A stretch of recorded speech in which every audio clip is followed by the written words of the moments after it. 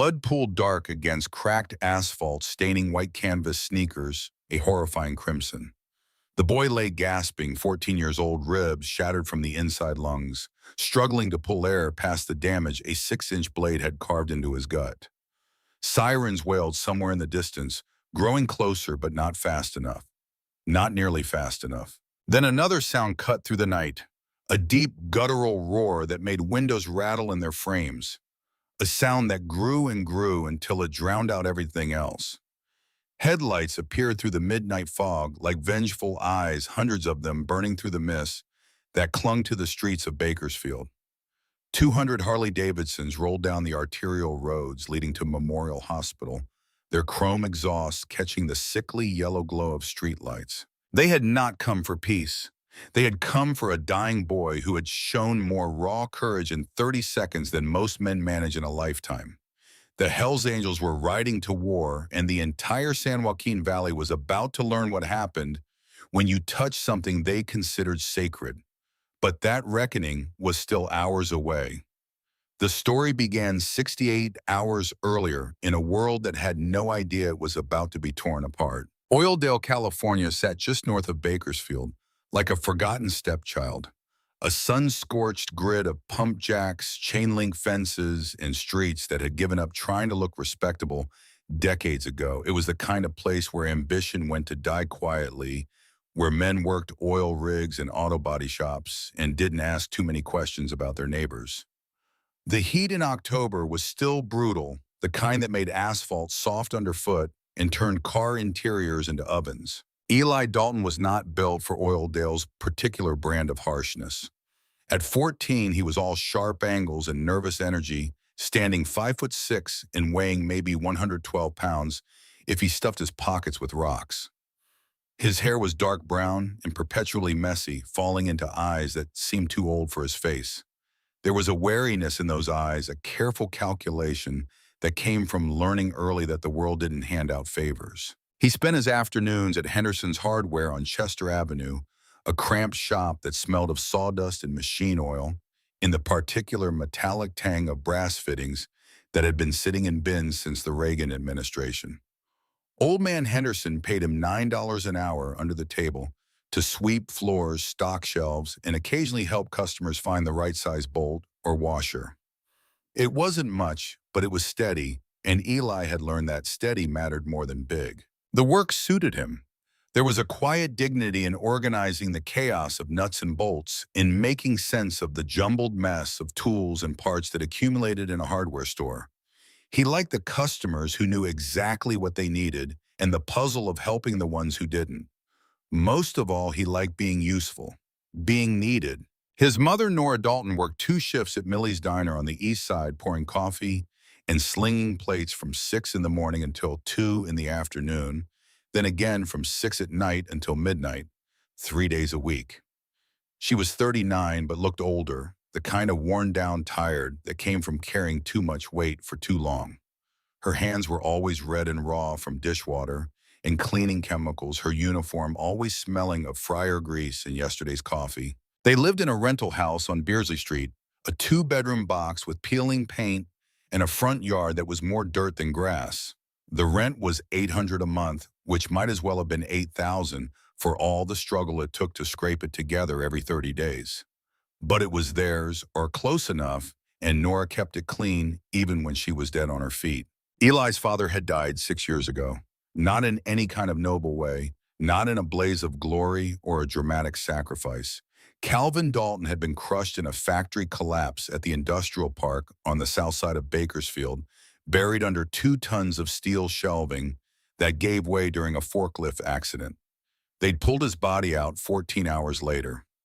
Eli had been 8, old enough to remember, young enough that the memories felt like photographs from someone else's life. Calvin had left behind exactly one thing of value: a silver pocket watch, tarnished and dented, with a winding stem that stuck sometimes, and a crystal face that had cracked in 3 places.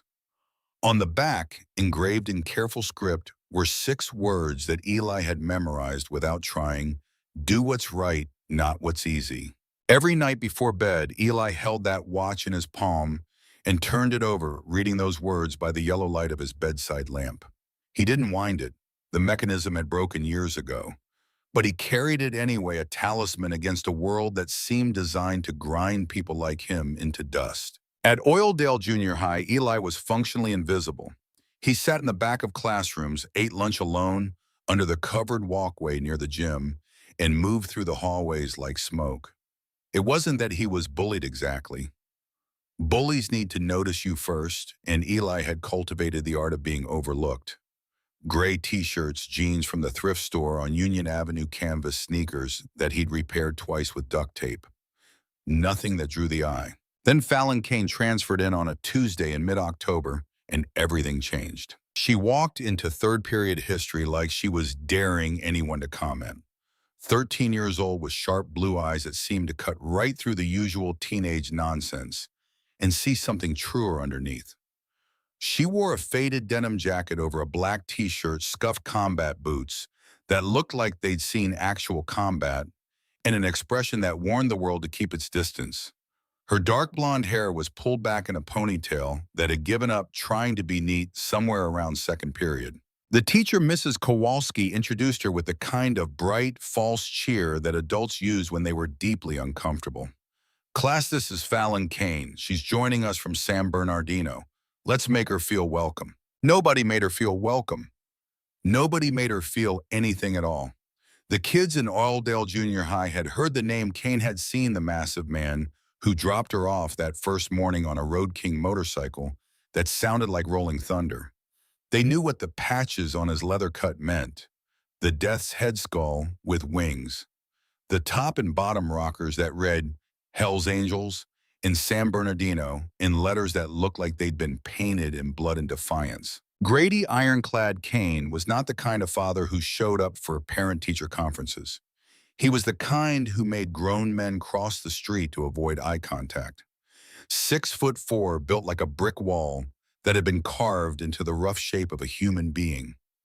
His arms were tapestries of faded ink images that told stories most people didn't want to know.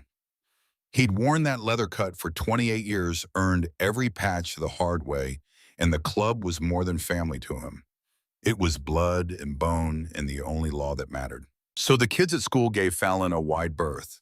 They whispered when she walked past, fell silent when she entered a room, treated her like she was radioactive, which meant she sat alone at lunch, same as Eli though, for very different reasons. He noticed her on the third day.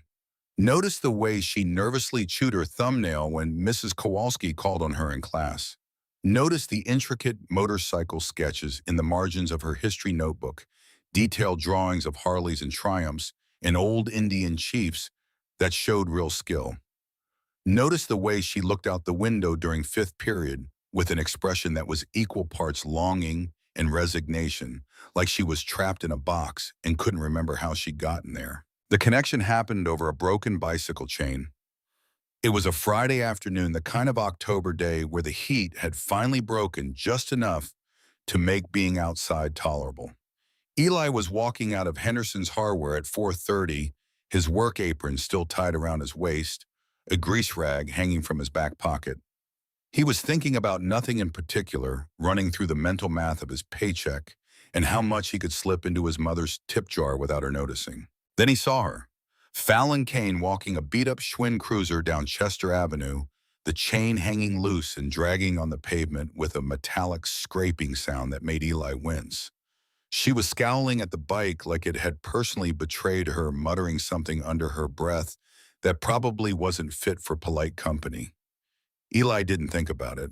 He just walked over, pulling the grease rag from his pocket. Chain came off. Fallon looked up, startled. Her hand moved instinctively to her jacket pocket, a defensive gesture that spoke volumes about the kind of caution her father had taught her. Then she saw it was just Eli, the quiet kid from history class, and some of the tension bled out of her shoulders. "Yeah, second time this week. Thing's a piece of junk. Master Link probably wore out." Eli knelt on the sidewalk, ignoring the grime and the heat radiating up from the concrete. "Happens when the chain gets old. You keep riding it like this, you'll strip the teeth off the sprocket." He pulled a small tool kit from his apron pocket. Old man Henderson let him keep it, one of the perks of the job. His hands moved with the unconscious competence of someone who'd spent hours fixing broken thing, threading the chain back onto the rear sprocket, checking the tension, replacing the worn master link with a fresh one from the store. 2 minutes. That's all it took. 2 minutes of focused work, his hands steady and sure, the world narrowing down to the simple problem of metal and mechanics and making something broken whole again. When he finished, he stood up and wiped his hands on the rag. Should hold for a while, but you're going to need a new chain soon. This one's stretched pretty bad. Fallon stared at him, not with suspicion or wariness, but with something that looked almost like wonder. You just fixed it, just like that. It wasn't that broken. Eli shrugged, suddenly awkward under the weight of her attention. Master Link's like $1.50. I've got a bunch at the store if you need one later. What do I owe you? Nothing. It's a master link. He started to walk away, already regretting the interaction, already retreating back into the comfortable invisibility that kept him safe. Wait, he turned back. Fallon was smiling, not a big smile, not some Hollywood beam of gratitude, just a small, genuine upturn of her mouth that made her whole face soften. You're Eli right from history. Yeah, I'm Fallon. I know. She walked her bike closer, testing the chain with a spin of the pedals. It ran smooth and quiet, the metallic scraping replaced with the soft clicking of a properly tensioned drive. You're the first person who's talked to me like I'm normal since I got here. You are normal. My dad rides with the Hells Angels. I know that too. Eli met her eyes. Doesn't change the fact that your bike chain was busted. Something shifted in that moment. Some invisible barrier that Fallon had been carrying dissolved just a little bit. She laughed quick and sharp, like she'd surprised herself. Fair enough. They walked together that afternoon. Not talking much, just existing in a shared silence that felt more comfortable than any conversation Eli had managed in months. Fallon pushed her bike, Eli walked with his hands in his pockets, and the October sun painted everything in shades of amber and gold. The next day, she waited for him after school. The day after that, she was there again. By the end of the week, it was an established pattern. They'd walk the 6 blocks from school to Chester Avenue, together talking about nothing important and everything that mattered. The stray dog they'd started feeding behind the old auto body shop. The way Mrs. Kowalski always smelled like peppermint and chalk dust. The particular quality of light in Oildale at sunset, golden and forgiving in a way the harsh noon sun never was. Eli told her about the hardware store, about the satisfaction of organizing chaos, and the customers who came in knowing exactly what size bolt they needed. Fallon told him about motorcycles, about the feeling of riding behind her father on the Road King, with the wind tearing at her clothes and the world blurring into a river of speed and noise. They didn't talk about the hard things. Eli didn't mention his father's pocket watch or the way his mother cried sometimes when she thought he was asleep. Fallon didn't talk about why she transferred from San Bernardino or what it was like being the daughter of a man who wore violence like other people wore cologne. But the silence between them was never empty. It was full of understanding of 2 kids who'd learned early that the world was a hard place and the only way through was to keep moving. 2 weeks into their friendship, the violence had found them anyway. The first crack appeared at a dive bar off Highway 99, a place called Lucky's that was neither lucky nor particularly welcoming. It catered to the kind of men who worked with their hands and drank to forget a clientele that knew better than to cause trouble when the wrong people were present. Wade Harrow was not one of those people. He was 32 years old and looked 50, the kind of accelerated aging that came from cooking your brain with cheap methamphetamine and living like every day might be your last. Gaunt and twitchy with sunken eyes and a spiderweb of scars on his knuckles from fights he'd won and fights he'd lost. He led a small crew called the Vipers, though calling them a gang was generous. They were more like a collection of meth dealers and car thieves who occasionally worked together when the money was good and the risk was low. Wade had a chip on his shoulder the size of California and enough chemical courage to ignore the basic rules of survival. Rules like don't disrespect a fully patched member of the Hells Angels in his own territory. It happened on a Thursday night. Grady Kane was sitting at the bar nursing a beer and minding his own business, his leather cut draped over the back of his stool like a warning sign. He was alone, which was unusual. Most angels traveled in pairs or packs, but Grady had needed some air, some space to think about things that didn't involve club business or the weight of the death's head on his back. Wade stumbled into him, literally stumbled, high as a kite, and unsteady on his feet, bumping into Grady's shoulder hard enough to spill beer down the front of the older man's cut. Dark liquid splashed across the leather, soaking into the patches, dripping onto the floor. The bar went silent. Every conversation died mid-sentence. Every head turned to watch what would happen next because everyone in Lucky's knew this was a moment that would define the rest of Wade Harrow's very short life. Grady stood up slowly. He didn't say anything. Didn't need to. He just stood there, all 6'4" of him, and looked down at Wade with the kind of calm that preceded volcanic eruptions. Wade, too high to read the room and too stupid to care, puffed out his chest. "Watch where you're sitting, old man." "Old man," Grady's voice was soft. "Dangerous. You spilled beer on my colors." "Colors?" Wade sneered, the word coming out slurred and mocking. "That's supposed to scare me. Bunch of weekend warriors playing dress-up on your little bikes." The punch came so fast that half the bar missed it. Grady's left fist a sledgehammer wrapped in leather and knuckles that had been breaking faces for 3 decades. It caught Wade square on the jaw with a sound like a tree branch snapping. The impact lifted Wade off his feet and dropped him onto the sawdust-covered floor, blood already pouring from his mouth. Grady knelt down beside him, grabbed Wade's collar, and lifted his head just enough to make eye contact. "That's for the disrespect. You ever touch my colors again, you ever say another word about my club, and I'll put you in the ground." "We clear." Wade couldn't answer. His jaw was broken in 3 places, wired shut by the time the ambulance got him to the emergency room. But his eyes said everything that needed saying. Hate, humiliation, the kind of festering rage that turns a stupid man into a dangerous one. Grady let him drop and walked out of Lucky's without looking back. The bartender cleaned up the blood without comment. The other patrons went back to their drinks. In Oildale, you learn not to see certain things. But Wade Harrow saw. Lying on that floor with his face swelling and his mouth full of blood and broken teeth, he made a decision. He couldn't touch Grady Kane directly. Touching a fully patched Hell's Angel was suicide, an invitation for the entire club to come down on you like the wrath of God. But there were other ways to hurt a man. Other softer targets. He'd seen Grady pick up a girl from school. Dark blonde ponytail, combat boots, the cautious way she climbed onto the back of that road king. Daughter. Had to be. And if Wade couldn't break the man well, he could sure as hell break the man's heart. It took 2 weeks of surveillance. Wade wasn't smart, but he was patient when the chemicals in his system allowed for it. He watched Fallon's patterns, noted the time she left school, the route she took home. Olive Drive, that long stretch of abandoned industrial buildings and empty lots. Perfect. Isolated. The kind of place where screams didn't carry and witnesses were non-existent. He noted something else too. The skinny kid who always walked with her. Brown hair, forgettable face, probably a classmate. Wade didn't give him much thought. Collateral damage if he got in the way.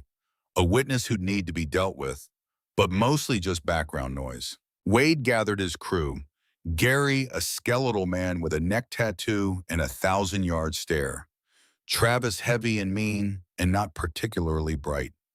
Luis, young and eager to prove himself. They met in the back room of a house on the east side, the kind of place where the carpet stuck to your shoes and the air smelled like chemical waste and desperation. Tuesday afternoon, Wade said, his voice still distorted from the wiring in his jaw. 4:30 when she's walking home. We grab her, make it quick, leave her somewhere, her daddy will find her. Send a message. You sure about this? Gary shifted nervously. That's Iron's kid. The Angels will burn this whole town down. They gotta catch us first. Wade's eyes were wild, gleaming with meth-fueled certainty. We do this right, we're 3 states away before they even know what happened. And Cain gets to live with knowing he couldn't protect his own blood. That's the message. Tuesday came with a cold front that dropped the temperature into the 50s and brought a bitter wind that smelled like distant rain. The sky was the color of old bruises, heavy clouds pressing down on Oildale like a threat. Eli and Fallon walked together like they had every day for the past 2 weeks. They were talking about the stray dog, arguing good-naturedly about what to name it. Fallon wanted to call it Wrench. Eli thought that was ridiculous and was lobbying for Scout. They didn't notice the rusted Chevy Impala creeping along 3 blocks behind them, headlights off engine barely audible over the wind. They were too caught up in the comfortable rhythm of friendship in the shared silence between words to notice the danger stalking them through the empty streets. Olive Drive stretched before them, a desolate corridor of closed auto body shops and vacant lots surrounded by chain link and razor wire. The perfect place to disappear. The worst place to be when predators were hunting. Eli was laughing, actually laughing, a rare, genuine sound that made Fallon's eyes light up with something close to joy. She just made a joke about Mrs. Kowalski's collection of erasers, something silly and pointless, and Eli had found it funnier than it probably was. Then the screech of worn brake pads shattered everything. The Impala swerved violently onto the sidewalk, cutting off their path. Doors kicked open before the car even fully stopped. 4 men spilled out, moving with the jerky, coordinated chaos of people who'd rehearsed this moment in their heads 100 times. Wade Harrow stepped forward first, his face still grotesquely swollen from Grady's punch, his jaw wired shut in a way that made his words come out wet and slurred. He pulled a heavy steel tire iron from his waistband, the metal catching what little light filtered through the clouds. Well, well, the words were barely intelligible through his wired teeth. Little biker princess, out for a walk. Fallon froze. Every instinct her father had taught her screamed danger, screamed run, but her feet wouldn't move. She knew these men, not personally, but she knew the type. The desperate, chemical-crazy edge in their eyes. The way they moved like pack animals circling wounded prey. Back off. Her voice came out stronger than she felt. My dad will kill you. All of you. You know what he'll do. Oh. Wade laughed, a horrible, wet, rattling sound. Daddy ain't here, little girl. And by the time he finds you, I'll be long gone. Grab her. 3 men lunged forward. Gary reached for Fallon's arm. Travis moved to flank her. Luis circled wide, cutting off escape routes. Eli didn't think. If he'd stopped to think, the sheer terror would have frozen him solid. He was 14 years old, weighed 112 pounds, had never thrown a punch in his life. There was no world in which this ended well for him. No scenario where he walked away from 4 grown men, high on meth and rage, and the kind of violence that came easy to people with nothing to lose. But he didn't think. He remembered his father's pocket watch, those 6 words engraved on tarnished silver. Do what's right, not what's easy. He saw Fallon's face, saw the fear breaking through her carefully constructed armor, saw the girl who'd smiled at him over a bicycle chain and made him feel like maybe being invisible wasn't the only way to survive. His body moved before his brain caught up. Eli threw himself directly at the largest man, Travis, a human projectile launched from pure desperate instinct. The impact was brutal. His shoulder slammed into Travis's chest with enough force to knock the bigger man off balance, to buy Fallon maybe 2 seconds to run. Travis grabbed Eli by the collar of his jacket and hurled him into the chain-link fence. Metal rattled like thunder. Eli's head snapped back against the links, his vision exploding into white stars and nauseating darkness. Blood started running hot down the back of his neck, from where the fence had split his scalp. Run, Fallon. The words tore out of his throat, raw and desperate. Run. Fallon turned to sprint. Wade stepped into her path, raising the tire iron. Eli scrambled to his feet, legs shaking, and launched himself at Wade's knees. They went down together in a tangle of limbs and violence, the tire iron clattering away across the pavement. Wade was stronger, older, furious. He rained punches down on Eli's back and ribs, heavy closed-fist blows that drove the air from the boy's lungs.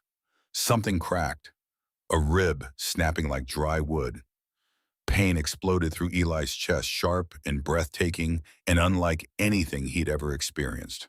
But he held on, wrapped his arms around Wade's legs in a death grip, refusing to let go, acting as a human anchor so Fallon could run. He could hear her footsteps, the slap of combat boots on asphalt, the sound of her running, and that was good. That was worth it. Get off me, you little rat! Wade kicked violently, his boot connecting with Eli's ribs. The cracked bone ground against itself, sending fresh waves of agony through his body. Two of the other men realized Fallon was getting away. They took off after her, leaving Travis to help Wade. Eli looked up through a haze of pain and blood dripping into his eyes. He saw them chasing her down the alley, saw her pulling away, but not fast enough, not quite fast enough. With a surge of adrenaline that felt like battery acid in his veins, Eli let go of Wade. He scrambled forward on his hands and knees and grabbed the ankle of the nearest man pursuing Fallon. The man tripped, face-planting hard onto the concrete with a sound that would have been satisfying if Eli had any capacity left for satisfaction. It bought her seconds, precious, life-saving seconds. Fallon screamed for help, her voice echoing off the corrugated metal buildings bouncing through the empty industrial wasteland. But Eli had just signed his own death warrant. Wade got to his feet, breathing hard, eyes wide and completely unhinged. His hand went to his pocket. The sound that came next was small and terrible. The chilling snick of a switchblade deploying. 6 inches of serrated steel catching the dying afternoon light. You want to play hero? Wade's voice was a hiss through his wired jaw. You want to die for some bikers, kid you barely know. Eli tried to crawl backward. His broken rib ground against his lung, making every breath a study in agony. He looked past Wade down the alley where Fallon was finally pulling out of reach, finally getting to safety. He'd done it. She was safe. Wade lunged. Eli threw his arms up to protect his face. The first strike tore through his forearm, the blade slicing deep into muscle and tendon. Blood sprayed hot and immediate.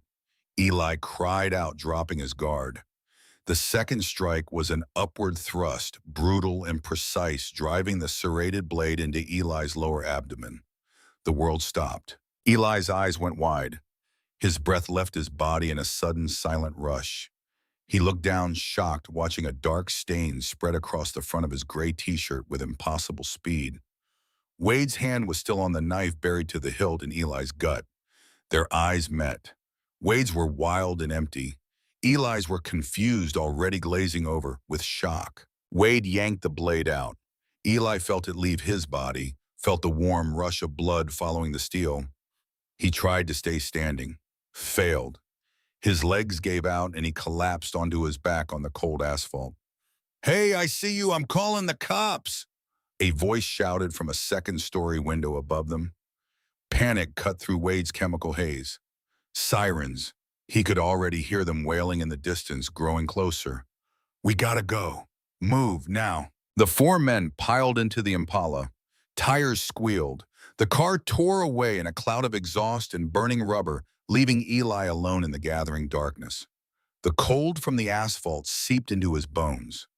The pain was beyond comprehension, a heavy burning fire radiating from his stomach and turning the edges of his vision fuzzy and gray. He tried to breathe, couldn't quite manage it. Something was wrong inside him, something vital and broken. Footsteps slapped against the pavement. Fallon threw herself onto the ground beside him, her hands flying immediately to the wound in his stomach, pressing down with all her might. Her hands were instantly covered in his blood, warm and sticky, and far too much of it. Eli, oh my God, Eli, look at me. Keep your eyes open. She was sobbing hysterically, all that careful armor completely shattered. Tears fell from her face, mixing with the blood soaking his shirt. Eli blinked slowly. The sky was getting darker. He felt so tired. His whole body felt heavy, like he was sinking into the asphalt, becoming part of the street. He tried to speak, to tell her it was okay, to tell her she was safe, and that was all that mattered. All that came out was a wet, rattling cough, blood on his lips. Don't close your eyes, please. Fallon pressed harder, her entire body shaking with effort and fear. You saved me. You saved me, Eli. Stay with me. Please stay with me. Eli managed a faint smile. His hand came up, trembling fingers brushing against the cuff of her denim jacket. A small gesture, a connection, a goodbye. Then his hand went limp, fell heavily to the cracked pavement. The ambulance arrived in a screaming blur of lights and sound. Paramedics swarmed professional and urgent, prying Fallon away from Eli's body. She fought them at first, not understanding, not wanting to let go of the boy who'd taken a knife meant for her. 14-year-old male, multiple stab wounds to the abdomen and forearm, massive hemorrhaging, blood pressure, bottoming out. The lead paramedic was already starting an IV line, shouting to his partner, "Get me 4 units ready. We're losing him." They loaded Eli onto a gurney and crashed through the ER doors of Bakersfield Memorial Hospital at speeds that would have been illegal in any other context. The trauma bay swallowed him whole, a symphony of controlled chaos and barked orders, and the harsh fluorescent lights that made everything look too bright and too real. Fallon sat in the waiting room, wrapped in a foil emergency blanket, staring at nothing. Her hands, her favorite denim jacket, her jeans all stained deep, rusty brown with Eli's blood. The nurses tried to clean her up. She refused to move, refused to speak, just sat there trembling, replaying the moment over and over. The automatic door slid open. The temperature in the room dropped 10 degrees. Security guards near the metal detector stood up straight, hands drifting toward their belts on pure instinct. The civilians in the waiting room suddenly found the floor very interesting. Grady Kane walked in. He was massive, 6'4" of raw power, in controlled violence, wearing heavy engineer boots and grease-stained jeans and that leather cut with its patches that commanded immediate terrified respect. The Death's Head skull seemed to stare at everyone and no one. The rockers reading Hell's Angels and San Bernardino might as well have been carved in stone and blood. His face was granite, unreadable. His eyes scanned the room with the practiced efficiency of a man who'd learned early to identify threats and assess situations before most people even noticed there was a problem. Then he saw Fallon. Grady crossed the room in 3 massive strides and dropped to his knees in front of his daughter, ignoring the gasps from the bystanders. He took her small, blood-soaked hands in his huge, calloused ones. "Fallon," his voice was deep and rough but remarkably gentle. "Are you hurt? Did they touch you?" Fallon broke. The shock started to wear her off, replaced by a tsunami of grief and guilt and horror. She threw her arms around her father's neck, burying her face in his leather vest, and sobbed like the 13-year-old girl she was underneath all that armor. "It wasn't me, Daddy. It was Eli. They came for me. Wade Harrow and his crew. They wanted to hurt me, to hurt you, but Eli—" Her voice broke. "He fought them. He wouldn't let them touch me. He took the knife. There was so much blood." Grady's jaw tightened. A muscle ticked violently in his cheek. He knew exactly who Wade Harrow was. The tweaker he'd put on the floor at Lucky's 2 weeks ago. The man had just made the last mistake of his very short life. But that wasn't the priority. Not right now. "Where's the boy?" Grady asked quietly. "Surgery. They rushed him into surgery." Fallon pulled back, looking at her father with red, swollen eyes. "Daddy, he knew they were coming for me. He could have run. He chose to stand in front of me. He took the knife so I could get away." Grady closed his eyes for a fraction of a second. In the world he'd lived in for 28 years, loyalty and sacrifice were the highest forms of currency. Brothers took bullets for brothers. Men stood in front of blades for their club. It was expected. It was the code. But a 14-year-old civilian boy taking a knife for a Hell's Angels daughter, that was something else entirely. That was sacred. Grady stood up. He kissed the top of Fallon's head. "Stay right here. He's going to make it. I promise you." He walked out of the sliding doors into the freezing November night. The hospital parking lot was bathed in the sickly yellow glow of sodium lights. Grady walked to the edge of the lot, pulling a heavy phone from his jacket pocket. He didn't call the police. The police were for civilians. Grady dialed a number he knew by heart. It rang twice. "Yeah." The voice on the other end was gruff, tired, but immediately alert. Callan Reaper Frost, president of the Bakersfield Charter. Callan, it's ironclad. What's wrong, brother? Callan knew that tone, had heard it before in prison yards and dive bars and situations that required the kind of response that left bodies in shallow graves. Wade Harrow made a move on my daughter today, cornered her on Olive Drive. Silence on the line, then the sound of a chair scraping back. Is she untouched? Grady's voice dropped an octave, carrying a weight that made strong men nervous. But she was walking with a civilian kid, 14 years old. The boy fought off 4 of them, took 2 blades to the gut to give my daughter time to run. He's on a table right now fighting for his life. Callan exhaled slowly. A civilian kid took a blade for the patch. He took a blade for my blood. Grady's words were carved from ice and iron, which means he took it for the club. I want Harrow. I want everyone who was with him. And I want this hospital locked down. Nobody gets near this kid but doctors and us. Consider it done. Callan's voice shifted from friend to commander. Give me 10 minutes. Grady hung up. He stood in the cold air, looking up at the stars barely visible through the valley's perpetual haze, and made a silent vow that would echo across California. Across the state, phones started ringing. In Fresno, a pool game stopped mid-shot. Men in leather vests set down their cues, their faces hardening as the message was relayed. In Oakland, a mechanic rolled out from under a vintage panhead, wiped grease from his hands, and went inside to grab the go bag he kept ready for nights like this. In Los Angeles, men kissed their sleeping wives, strapped heavy knives to their belts, and walked out into the darkness. The calls cascaded through the network. Bakersfield to San Bernardino up through the Central Valley to the Bay Area. Each call carried the same message, sanctioned by the highest-ranking officers on the West Coast. A civilian boy had bled for one of their own. The club owed a blood debt, and the Hells Angels did not leave debts unpaid. Within 30 minutes, the night started to change. It began as a low, distant hum, like a swarm of angry hornets gathering for war. Then it grew. From every highway, every back road, every interstate converging on Bakersfield, the sound multiplied. The distinct, thunderous roar of heavily modified V-twin engines. Open pipes that turned internal combustion into a war cry. Chrome and steel and power rolling through the California night like mechanized cavalry. They rode in tight, disciplined formations.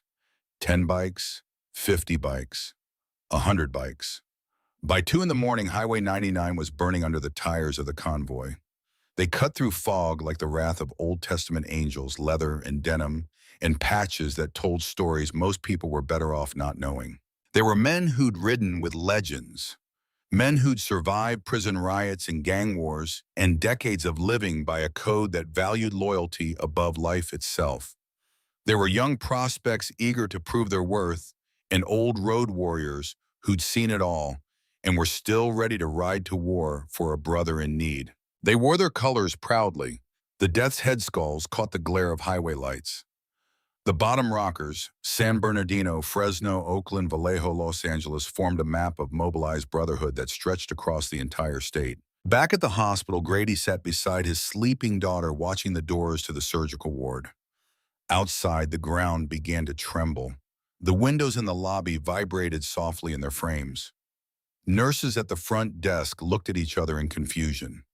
The low rumble grew into an absolute deafening roar that seemed to swallow the entire hospital complex. 200 Harley-Davidsons rolled into Bakersfield Memorial Hospital, and they were bringing a reckoning that the San Joaquin Valley would remember for generations. The Bakersfield Memorial Hospital parking lot was never designed to hold an army, but that's exactly what it became in the dead hours before dawn. The low, vibrating hum that had rattled the reinforced glass doors crescendoed into something that felt less like sound and more like an earthquake with a purpose. 200 Harley-Davidsons, their chrome exhausts gleaming under the sickly yellow streetlights, rolled into the circular driveway and the adjacent lots in a formation that would have made military commanders jealous. They didn't arrive in chaos. These weren't weekend warriors or cosplay outlaws. They rode in staggered columns, each bike precisely positioned, engines synchronized in a way that turned mechanical noise into something that felt almost orchestral. The lead riders killed their engines simultaneously. The sudden silence fell like an iron curtain, heavy and absolute. Inside the emergency room lobby, panic rippled through the late-night skeleton crew. The triage nurse's hands froze over her keyboard. A young security guard, maybe 6 months out of training, reached instinctively for his radio, with fingers that had gone pale and trembling. "Dispatch, we have a situation at Memorial." His voice cracked halfway through the sentence. "We've got, I don't even know how many. Hundreds of bikers. They're surrounding the building." Within 3 minutes, 4 Bakersfield Police Department cruisers screamed down Mount Vernon Avenue, their light bars painting the surrounding buildings in frantic, strobing red and blue.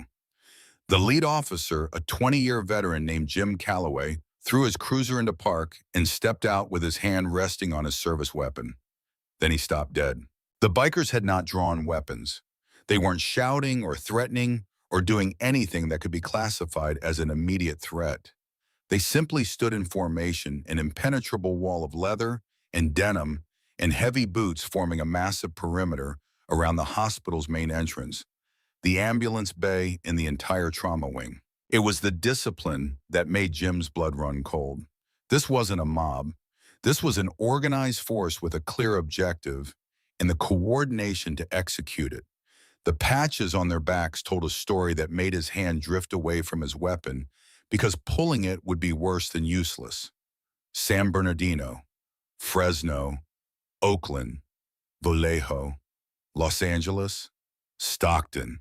Every major charter in Northern and Central California had sent riders. A figure separated himself from the front line and walked toward Jim with the kind of unhurried confidence that came from knowing you held every card in the deck.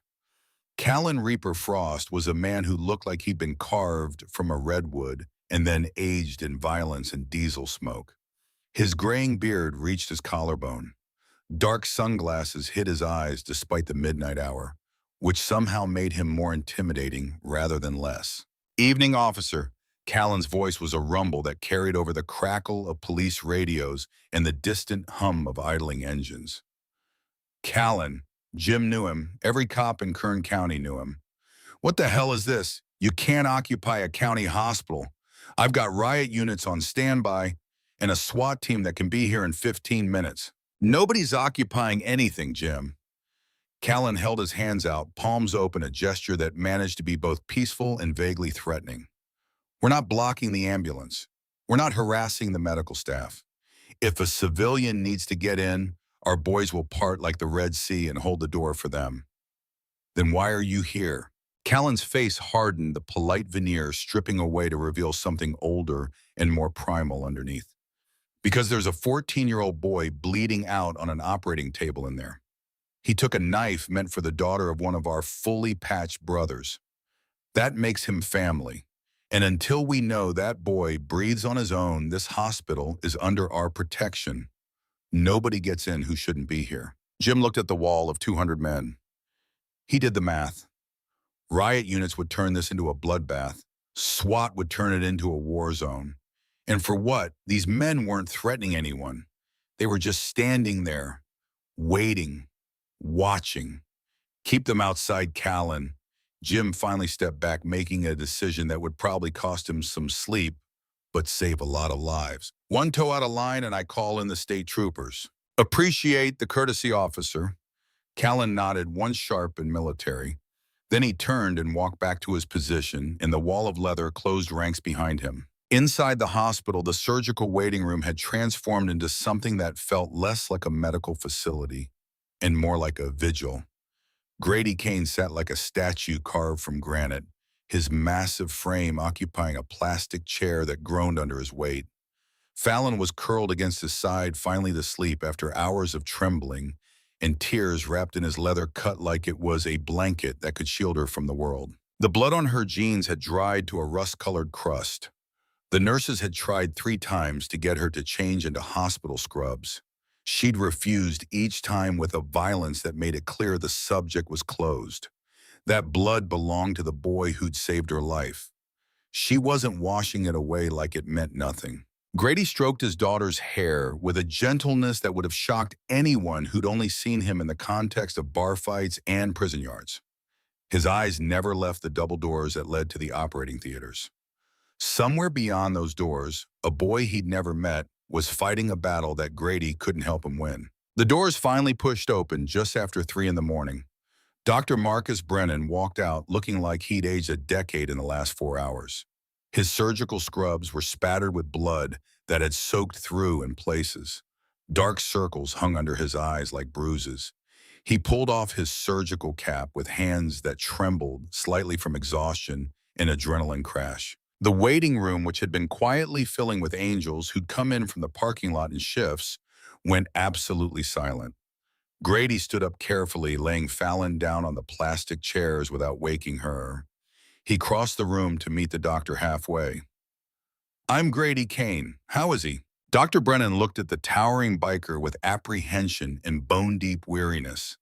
He'd been working in this hospital for 15 years. He'd seen gang violence, domestic disputes, industrial accidents. But he'd never seen 200 bikers lay siege to his workplace over a 14-year-old kid. "Mr. Kane," the doctor's voice was hoarse from hours of barking orders in the OR. "I'm not going to sugarcoat this. It was bad. The first wound to his forearm severed the radial artery. We repaired it, but he'd already lost significant blood volume before the paramedics got to him." Grady's jaw tightened, but he didn't interrupt. "The second wound was the critical one." Dr. Brennan continued, and something in his voice suggested he was still processing what he'd just spent 4 hours dealing with. "The blade entered his lower abdomen at an upward angle. It missed his abdominal aorta by less than 2 millimeters. If it had clipped that artery, he would have bled to death on that sidewalk before anyone even called 911. A muscle jumped in Grady's cheek. 2 millimeters. The width of a pencil led between life and death. The blade caused massive trauma to his spleen," the doctor went on. "We had to remove it entirely. It also perforated his bowel in 2 places, which means we're looking at a significant infection risk. He went into cardiac arrest twice on the table. We pumped 4 units of blood into him just to keep him stable enough to close. But he's alive." It wasn't a question. Grady needed to hear it said. "He's alive." Dr. Brennan nodded slowly. "We've placed him in a medically induced coma to give his body a chance to handle the shock and start the healing process. The next 48 hours are critical. If sepsis sets in, if his remaining organs start to fail, if his body can't handle the trauma," he didn't finish the sentence. "Didn't need to." "Can I see him?" The doctor hesitated. "ICU protocol is family only." Grady just looked at him, didn't argue, didn't threaten, just stood there with that quiet intensity that made it clear he wasn't leaving without seeing the boy who'd taken a knife for his daughter. Dr. Brennan sighed. "Through the glass in the intensive care unit, and no crowding, I mean it." 10 minutes later, Grady stood outside the glass wall that separated the ICU from the rest of the world. The intensive care unit was a realm of beeping machines and hushed urgency where every breath was monitored and every heartbeat measured against the possibility of failure. Eli looked impossibly small. His skin was translucent against the white hospital sheets, so pale he almost disappeared into the bedding.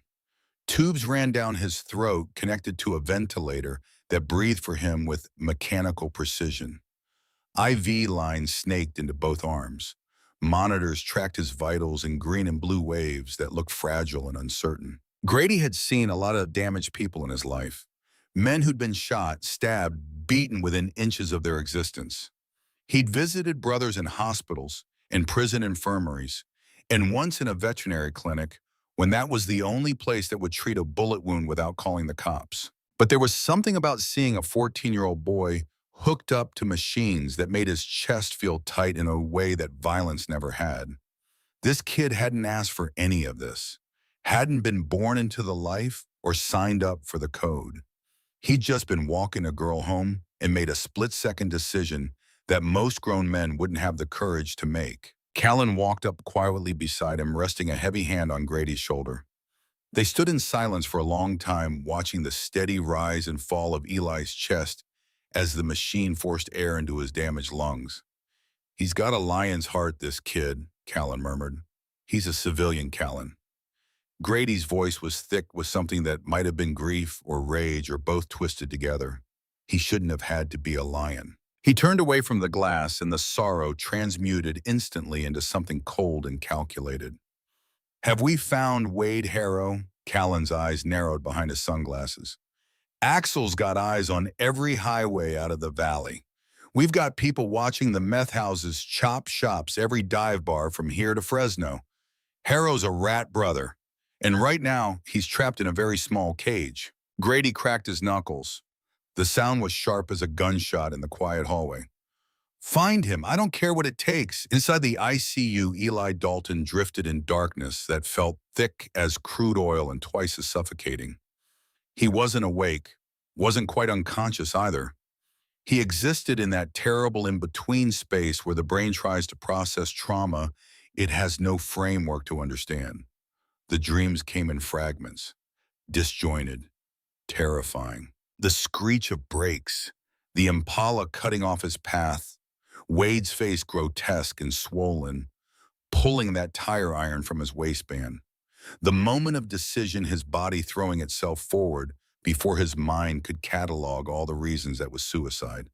The impacts, fists like hammers, his head snapping back against my chain link, the world spinning into nauseating chaos. The knife, that horrible snicking sound as the blade deployed, 6 inches of serrated steel catching the light.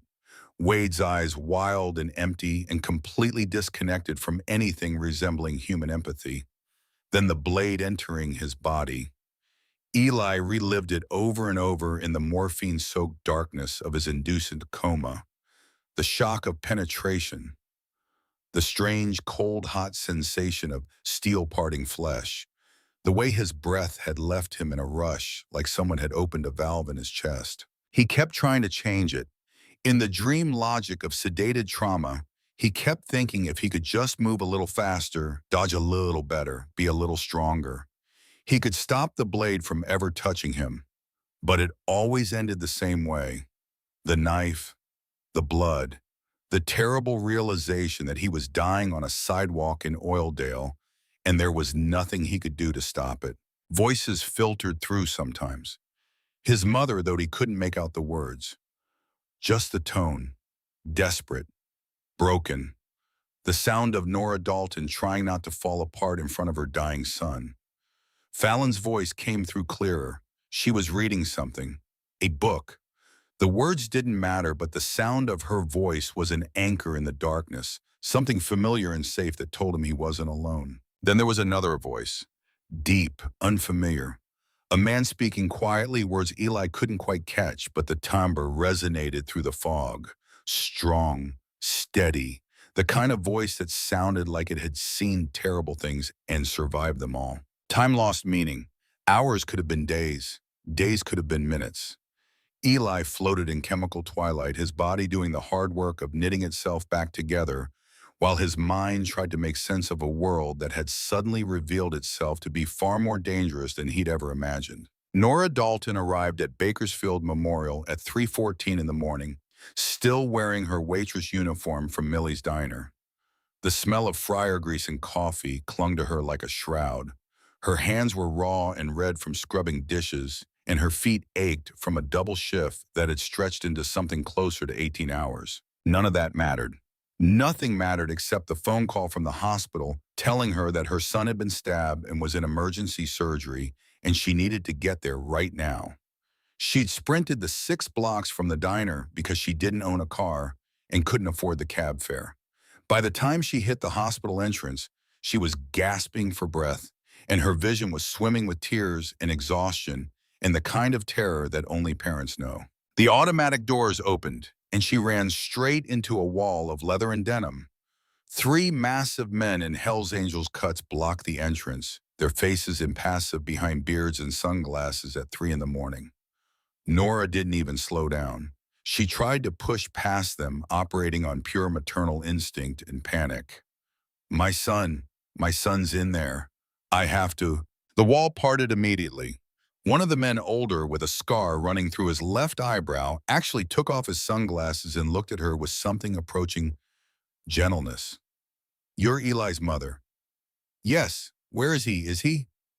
She couldn't finish the sentence, couldn't give voice to the possibility that her boy was already gone. He's in surgery, ma'am. The biker gestured toward the entrance. Callan's waiting for you inside. He'll take you to where you need to be.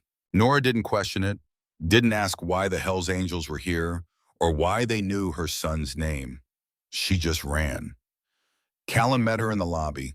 Somehow this massive, terrifying man with death's head patches on his back managed to project calm authority and something almost protective. He escorted her through the hospital corridors past nurses who looked at the biker with wide eyes but didn't dare comment straight to where Grady stood outside the ICU. Grady turned as they approached. He saw a woman who looked like she'd been running on fumes for years and had finally hit empty, small, worn, desperate.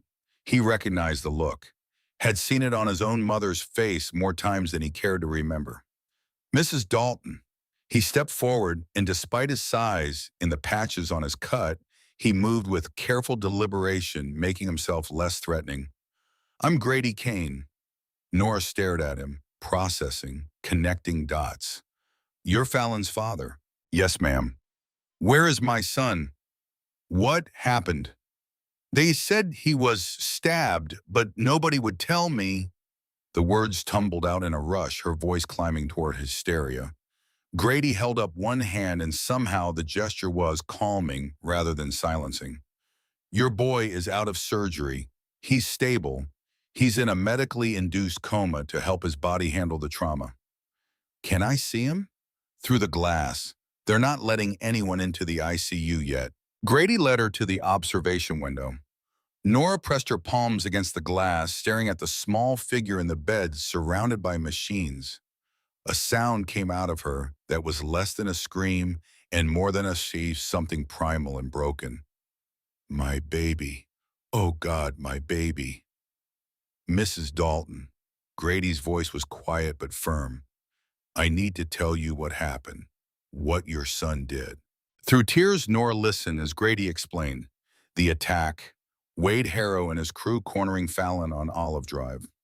Eli throwing himself into the fight despite being outnumbered and outweighed, taking the knife so Fallon could run. He didn't hesitate, Grady said, and there was something like awe in his voice. 4 grown men high on meth, armed and violent, and your 14-year-old boy stood in front of them and fought. He took 2 blades and held them off long enough for my daughter to get to safety. Nora's knees gave out. Grady caught her before she hit the floor, his massive hands surprisingly gentle as he helped her to a chair. She buried her face in her hands and wept, her whole body shaking with the force of it. Why? She gasped between sobs. Why would he do that? He's never been in a fight in his life.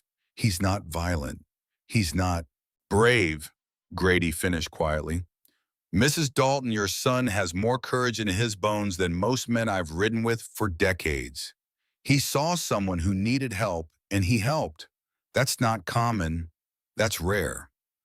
Nora looked up at him, this terrifying man with his patches and his scars and his reputation. They were after your daughter because of you, because of who you are. Yes, Grady didn't flinch from it, didn't make excuses. Wade Harrow wanted to hurt me. He couldn't touch me directly, so he went after Fallon. Your son got caught in the middle of club business that had nothing to do with him. And now Nora gestured helplessly at the ICU window. And now he's under the protection of every Hell's Angel on the West Coast. Grady's voice carried absolute certainty. Those men outside, they didn't come here because I called in favors. They came because word spread that a civilian kid took a knife for one of our own. That means something in our world. It means everything. Nora stared at him, trying to understand this code, this brotherhood, this violent world her son had accidentally stumbled into by virtue of being a good kid who tried to help people. Fallon appeared in the doorway, drawn by the sound of voices. She looked small and young and haunted, her clothes still stiff with Eli's dried blood. When she saw Nora, she froze. "Mrs. Dalton," she whispered, "I'm so sorry. This is my fault. If I hadn't—" Nora stood up, crossed the room, and pulled Fallon into a fierce hug that made the girl gasp with surprise. "This is not your fault. Do you hear me? You didn't stab my son. You didn't attack him. Evil men did that." Fallon broke down crying against Nora's shoulder, and for a moment they held each other, two people connected by the boy fighting for his life on the other side of the glass. The first 48 hours were a study in controlled medical crisis. Eli's body, young and resilient, but catastrophically damaged, waged war against infection and shock, and the fundamental trauma of having vital organs removed and others repaired. His fever spiked on the second night. The nurses packed ice around him, cold compresses on his forehead and neck and under his arms, trying to bring his temperature down from the dangerous heights it had climbed to. The monitors tracking his vitals started chirping with increasing frequency, a staccato alarm that set every medical professional in the ICU on edge. Dr. Brennan studied the charts with growing concern. White blood cell count is climbing. The bowel perforation, we cleaned it as thoroughly as we could, but the risk of peritonitis is extreme. We're hitting him with broad-spectrum antibiotics, but his immune system is compromised from the trauma and blood loss. Nora sat in the ICU waiting area with Fallon, the two of them having formed an unlikely bond over the past day and a half. Grady came and went, splitting his time between watching over his daughter and coordinating with the angels outside.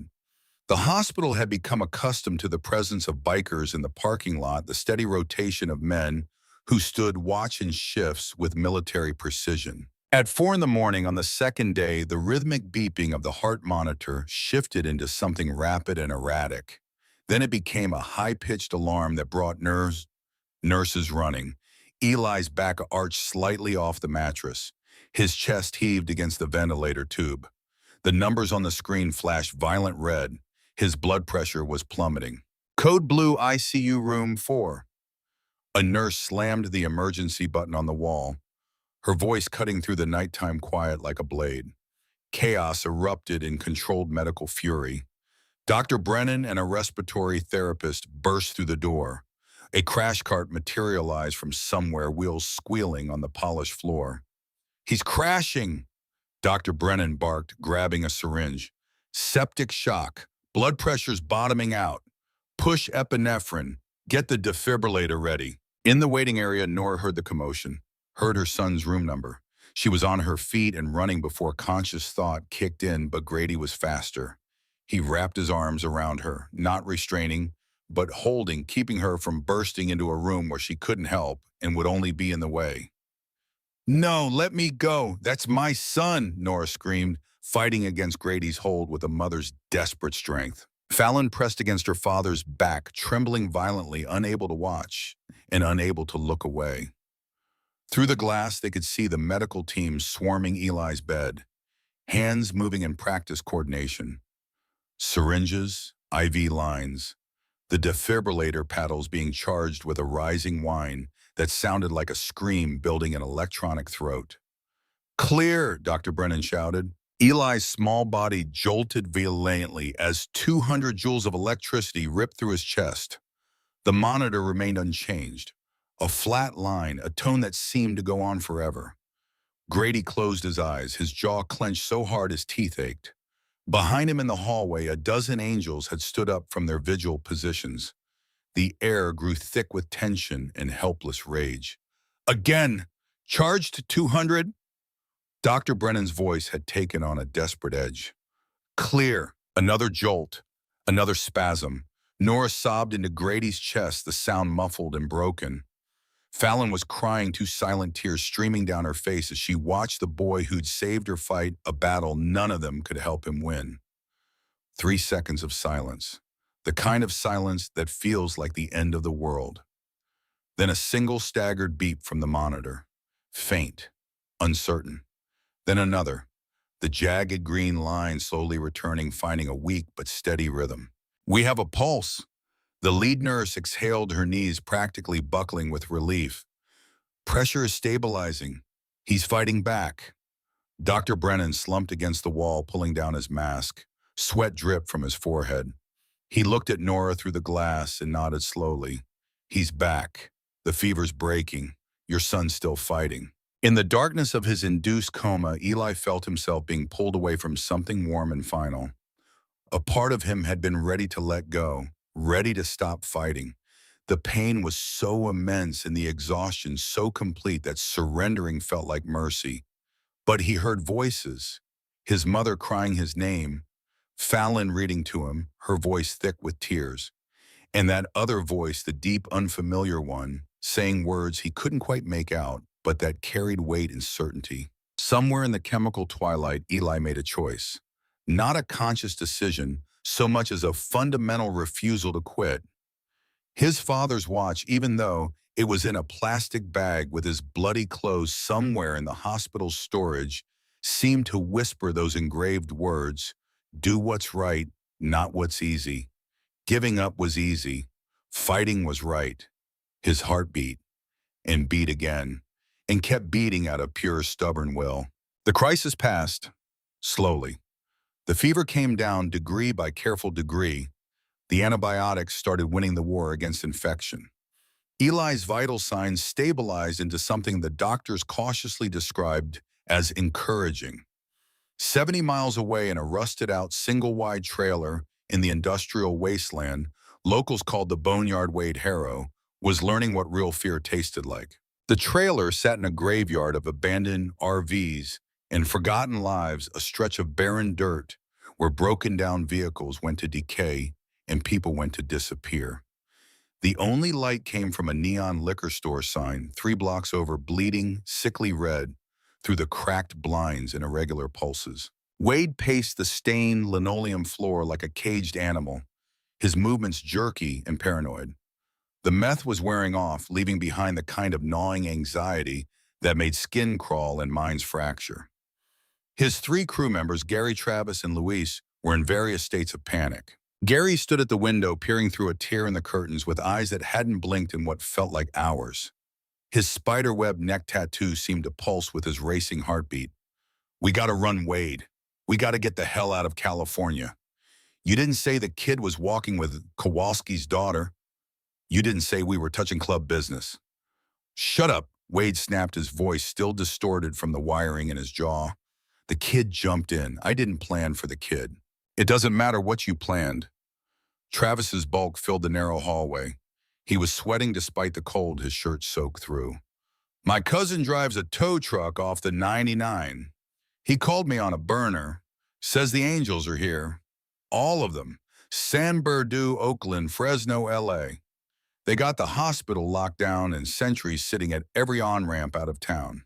We're marked," Luis whispered from where he sat in the corner, knees pulled up to his chest. "They greenlit us, Wade. You know what that means. The cops will arrest us. The Angels will do worse." Wade ran filthy hands through his greasy hair. His chest heaved with shallow, panicked breaths. In his chemically ravaged brain, he thought he was making a statement, proving that the Vipers were a force to be reckoned with, that Wade Harrow wasn't some punk to be humiliated in a bar and then forgotten. Instead, he'd kicked open the gates of hell. "We take the oil field roads," Wade muttered, his eyes wide and manic. "The Kern River Basin. There's hundreds of miles of access roads out there that don't show up on any GPS. We take the Impala, kill the headlights, drive through the derricks until we hit the desert. Once we're in Nevada, we're ghosts." It was a desperate plan, a stupid plan, born of pure terror and chemical imbalance, and the cornered rat's certainty that staying in Bakersfield meant death. What Wade didn't know was that the Hells Angels didn't rely on police scanners or GPS or any kind of technology the law could track. They relied on something far more effective, a network of loyalty that stretched deeper than law enforcement could ever hope to penetrate. They were the men who drove the supply trucks and fixed the rigs, the mechanics who worked on fleet vehicles, and the bartenders who poured drinks and remembered faces, the security guards and sanitation workers and tow truck operators, working-class men who respected the code and understood that the Angels took care of their own. In a dimly lit auto body shop on the east side, a grizzled biker named Axel Thorne leaned against the fender of a partially disassembled Nova. Axel wore the filthy few patch, a designation that carried weight in terrifying rumors. He was smoking a hand-rolled cigarette when his phone buzzed. Yeah, Axel. It's Hector from the overnight sanitation crew. The voice on the other end was hushed nervous. I'm doing my route near the Boneyard Trailer Park off Roberts Lane. I just saw that rusted '98 Impala you guys put the word out for, tucked behind a burned-out Winnebago. 4 guys just piled into it. They looked spooked. Axel smiled. It was not a pleasant expression. Which way they heading? Turn north, toward the old oil field access roads. Good looking out, Hector. Club owes you one. Axel ended the call and keyed the radio clip to his vest.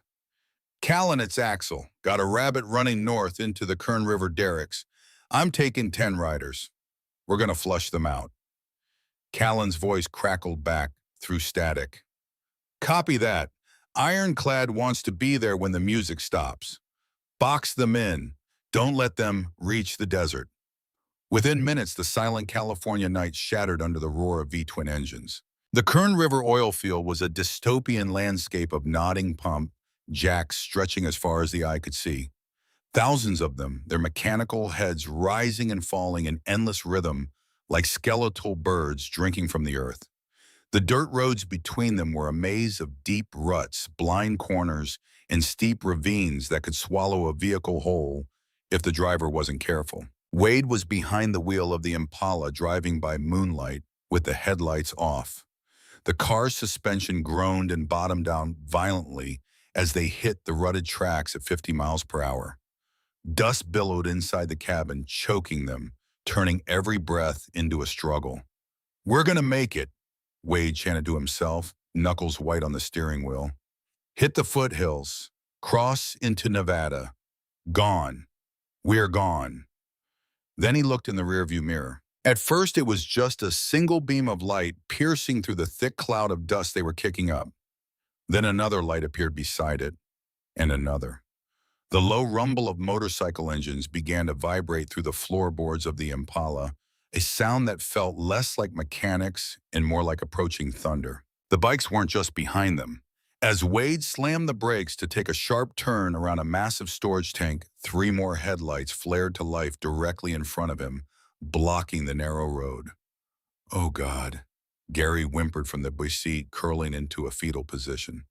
They found us. They're here.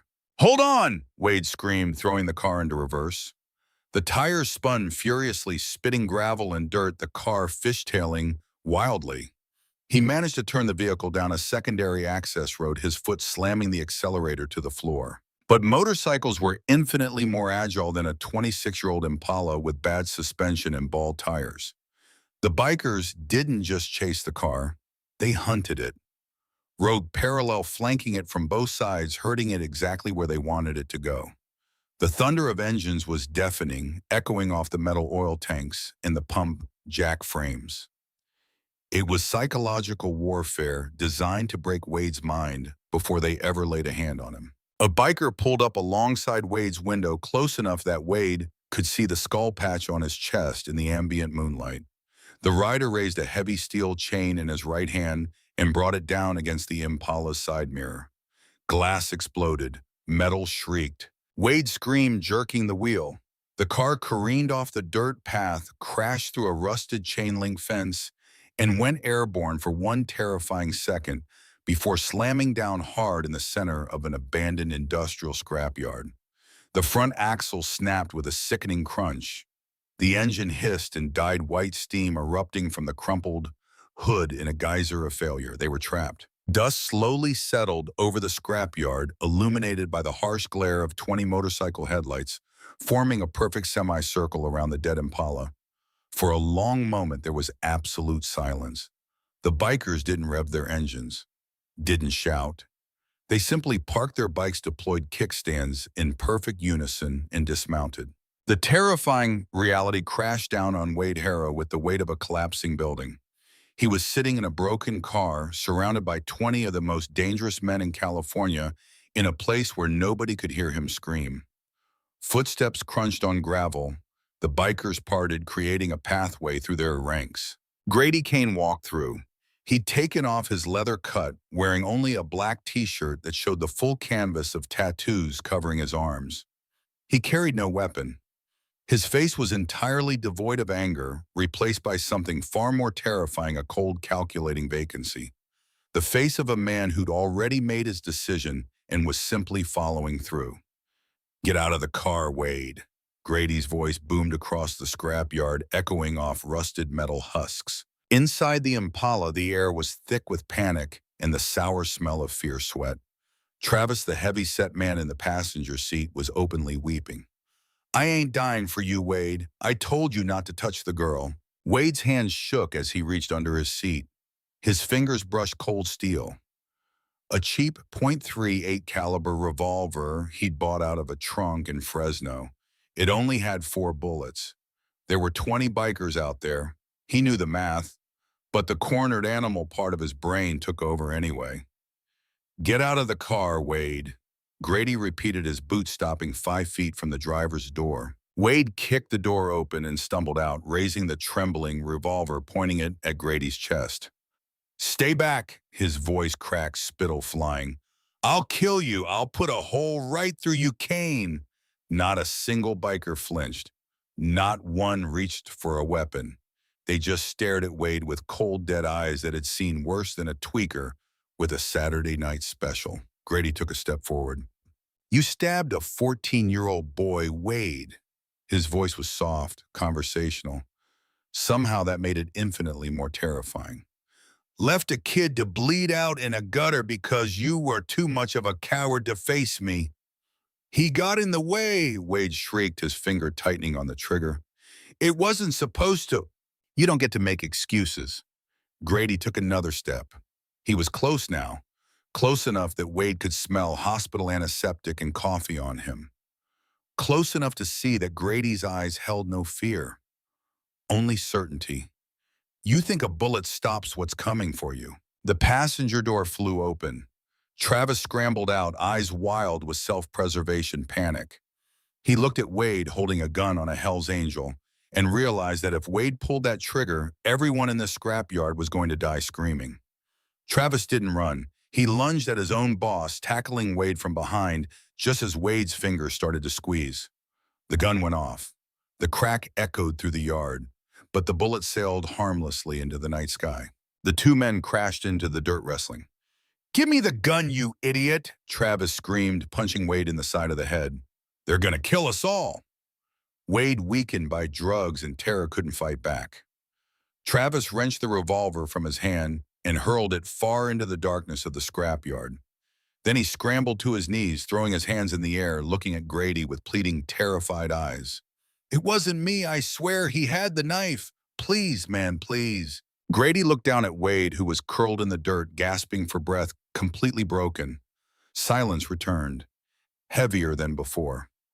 Axel stepped forward, a heavy iron wrench in his hand. "Give the word ironclad. We dig a hole right here. Nobody ever finds them." Wade squeezed his eyes shut, bracing for the crushing blow that would end his miserable existence. But Grady Kane was a father before he was a biker. He remembered holding Fallon in the hospital, her hands covered in Eli Dalton's blood. He remembered the frail rise and fall of that boy's chest connected to machines. He remembered what real courage looked like, and it wasn't this pathetic creature whimpering in the dirt. "No, dear." Grady's voice cut through the expectations, through the code, through everything the bikers had assumed would happen next. A murmur rippled through the assembled men. This was a violation of the unwritten rules. Blood demanded blood. Always had. Always would. Grady knelt in the dirt, grabbing Wade by the collar and hauling him up so they were eye to eye. Wade whimpered a pathetic, broken sound. "Killing you is a mercy you haven't earned." Grady's voice was a low rumble that vibrated into Wade's soul. "If we bury you out here, it's over in 5 minutes. You don't feel a thing after the first minute. That's too easy." He threw Wade back into the dirt in disgust, then stood and turned to Callan. "Call the cops. Tell them exactly where he is. Tell them we found the man who stabbed the kid." Callan raised an eyebrow, genuine surprise crossing his scarred face. "You want to hand him to the law? The law's going to put him in Corcoran State Prison." Grady's voice carried to every man in the yard. He looked back down at Wade and his eyes burned with cold fire. And Wade knows exactly who runs the yards in Corcoran. The Aryan Brotherhood won't protect you. The cartels won't protect you. I'm putting the word out to every shot caller inside those walls. When you walk onto that cell block, you belong to us. Wade's eyes went wide with pure horror. He suddenly understood. Death in this scrapyard would have been a mercy, a few seconds of terror, and then nothing. What Grady was condemning him to was years, potentially decades of paranoid torture. Every shadow in prison would be a potential executioner. Every footstep on the tier a threat. Every meal suspect. Every shower dangerous. He would never sleep soundly again. Never be safe. Never know peace. No! Wade crawled toward Grady's boots, all pride abandoned. Please kill me. Just do it now, please.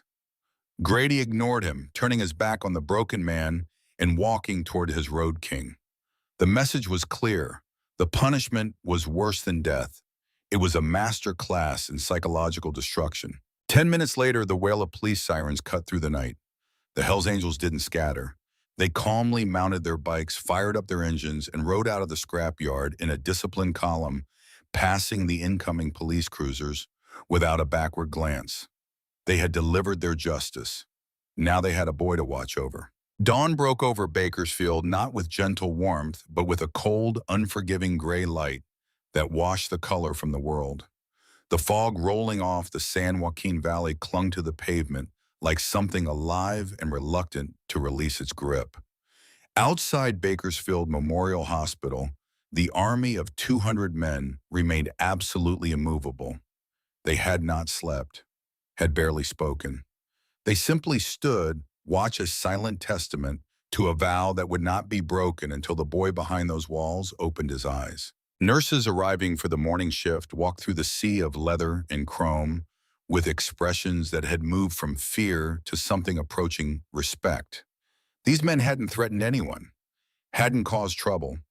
They'd held doors open for elderly patients, directed lost visitors to the right departments, and maintained a perimeter that somehow made everyone inside the hospital feel safer rather than threatened. Inside the intensive care unit waiting area, a new normal had taken shape over the past 5 days.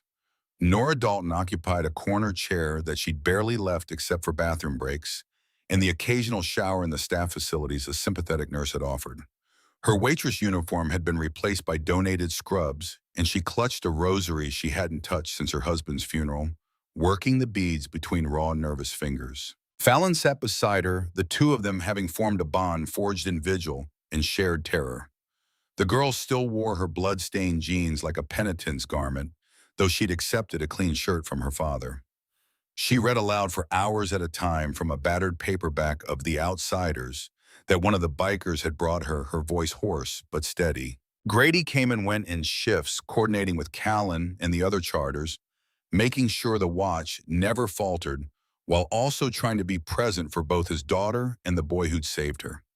He'd spoken perhaps 200 words total in 5 days, but his presence filled rooms and commanded respect without effort. It was day 5 when everything changed. Dr. Brennan made the decision at dawn after reviewing Eli's vitals for the 4th time in an hour.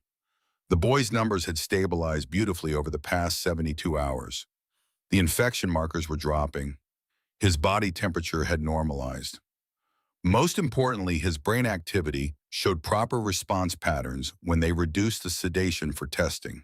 "We're going to start bringing him up," the doctor told Nora at 6:30 in the morning, gradually reducing the sedatives and letting him wake naturally. It could take hours. It could take a full day. Every patient responds differently. Nora nodded, not trusting her voice. Fallon gripped her hand tight enough to hurt. The process was agonizingly slow. The medical team dialed back the chemical twilight in incremental stages, watching Eli's responses with the intensity of engineers monitoring a rocket launch. First came small movements, a finger twitching, his eyelids fluttering without opening, his head turning slightly toward the sound of Fallon's voice as she read. By noon, his breathing had shifted from the mechanical rhythm of the ventilator to something more natural. The respiratory therapist made the call to remove the tube, a procedure that made Nora leave the room because she couldn't watch them pull plastic from her son's throat. Eli's first independent breath was shallow and raspy, his throat damaged from days of intubation. But it was his lungs filling and emptying on their own power, his body remembering how to perform the most basic function of staying alive. Fallon was alone in the room at 2:15 in the afternoon when his eyes finally opened. She'd been reading the same passage for the third time, stumbling over words she'd never had trouble with before exhaustion and stress, making her brain skip like a damaged record. Then she felt it, a change in the air, the weight of someone's attention. She looked up from the book. Eli's eyes were open, barely, slits of brown iris struggling to focus in the harsh fluorescent light. His pupils contracted and dilated as his brain tried to process consciousness after 5 days in chemical darkness. Fallon's breath caught. The book fell from her hands, pages fluttering as it hit the floor. Eli. His eyes found her face. Recognition flickered there, slow and uncertain, like watching someone remember a language they hadn't spoken in years. His lips moved, but no sound came out. His throat was too damaged, too raw. Don't try to talk. Fallon was out of her chair, hovering beside the bed, terrified to touch him and cause pain, but desperate for contact. You're in the hospital. You've been in a coma, but you're okay. You're going to be okay. Eli's hand moved on the sheets, a tiny gesture, fingers extending, maybe an inch. Fallon understood immediately. She took his hand in both of hers, careful of the IV lines, and felt his fingers squeeze weakly. I'm getting your mom and my dad and the doctors. Don't close your eyes. Please don't close your eyes. She hit the call button repeatedly, her other hand still holding his, and within seconds the room filled with medical personnel and Nora's sobbing and Grady's massive presence in the doorway. But Eli's eyes stayed locked on Fallon. His grip on her hand never loosened, and in those eyes beneath the confusion and the pain was a question that didn't need words. Are you safe? Did it work? I'm okay. Fallon understood, answering what he needed to know. Because of you. You saved me, Eli. Something that might have been a smile touched the corner of his mouth. Then his eyes drifted closed again, not into unconsciousness, but into natural sleep, his body demanding rest to continue the work of healing. The first words Eli spoke came 16 hours after he woke, when his throat had recovered enough to manage more than a whisper. Nora was asleep in the chair beside him, her head tilted at an angle that would give her a terrible crick in her neck. Dawn light was creeping through the window, painting everything in shades of pearl and gold. Eli's voice came out like gravel sliding over broken glass. Mom. Nora's eyes snapped open. She was beside the bed instantly, hands hovering over him like she was afraid he might shatter if she touched him wrong. Baby, oh God, you're awake. How do you feel? Hurts. It was honest. Everything hurt. His stomach felt like it had been filleted and put back together wrong.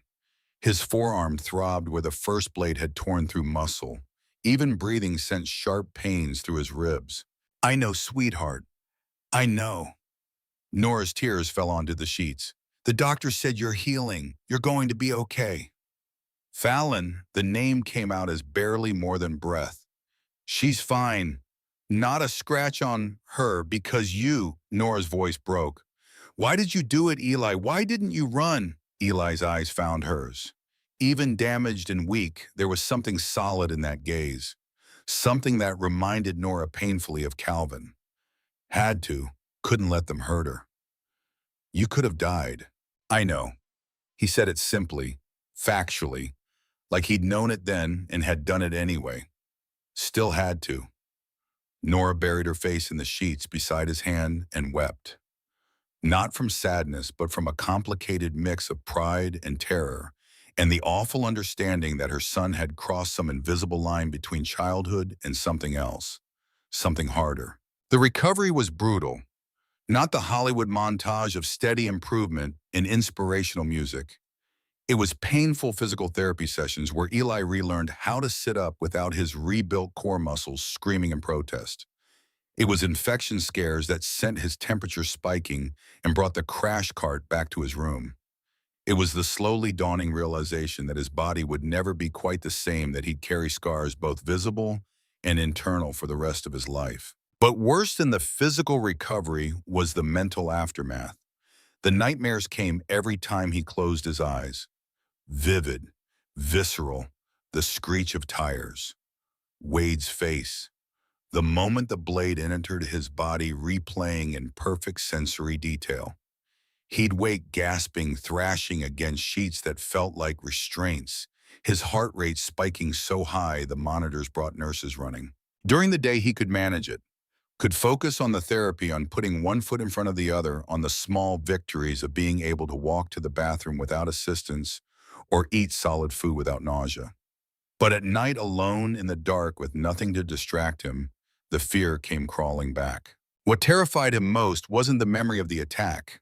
It was the certainty that if it happened again, he'd be too scared to act. That the courage he'd found on Olive Drive had been a one-time chemical accident, adrenaline and instinct, rather than any real bravery. That when tested again, he'd freeze, or worse, run. He started refusing visitors, told his mother he was too tired when Fallon came by, pretended to be asleep when Grady stopped in during evening rounds. He couldn't face them, couldn't stand the way they looked at him like he was some kind of hero when all he felt was terrified and small and weak. On day 9, Grady Kane stopped pretending to respect Eli's wishes. He walked into the room at 2 in the afternoon without knocking, closed the door behind him with a finality that suggested he wasn't leaving until he was good and ready, and pulled a chair up beside Eli's bed. Eli kept his eyes on the ceiling. "I'm tired." "No, you're not." Grady's voice was matter of fact. "You're scared." That got Eli's attention. He turned his head, meeting Grady's eyes for the first time since waking. "I'm not." "Yes, you are.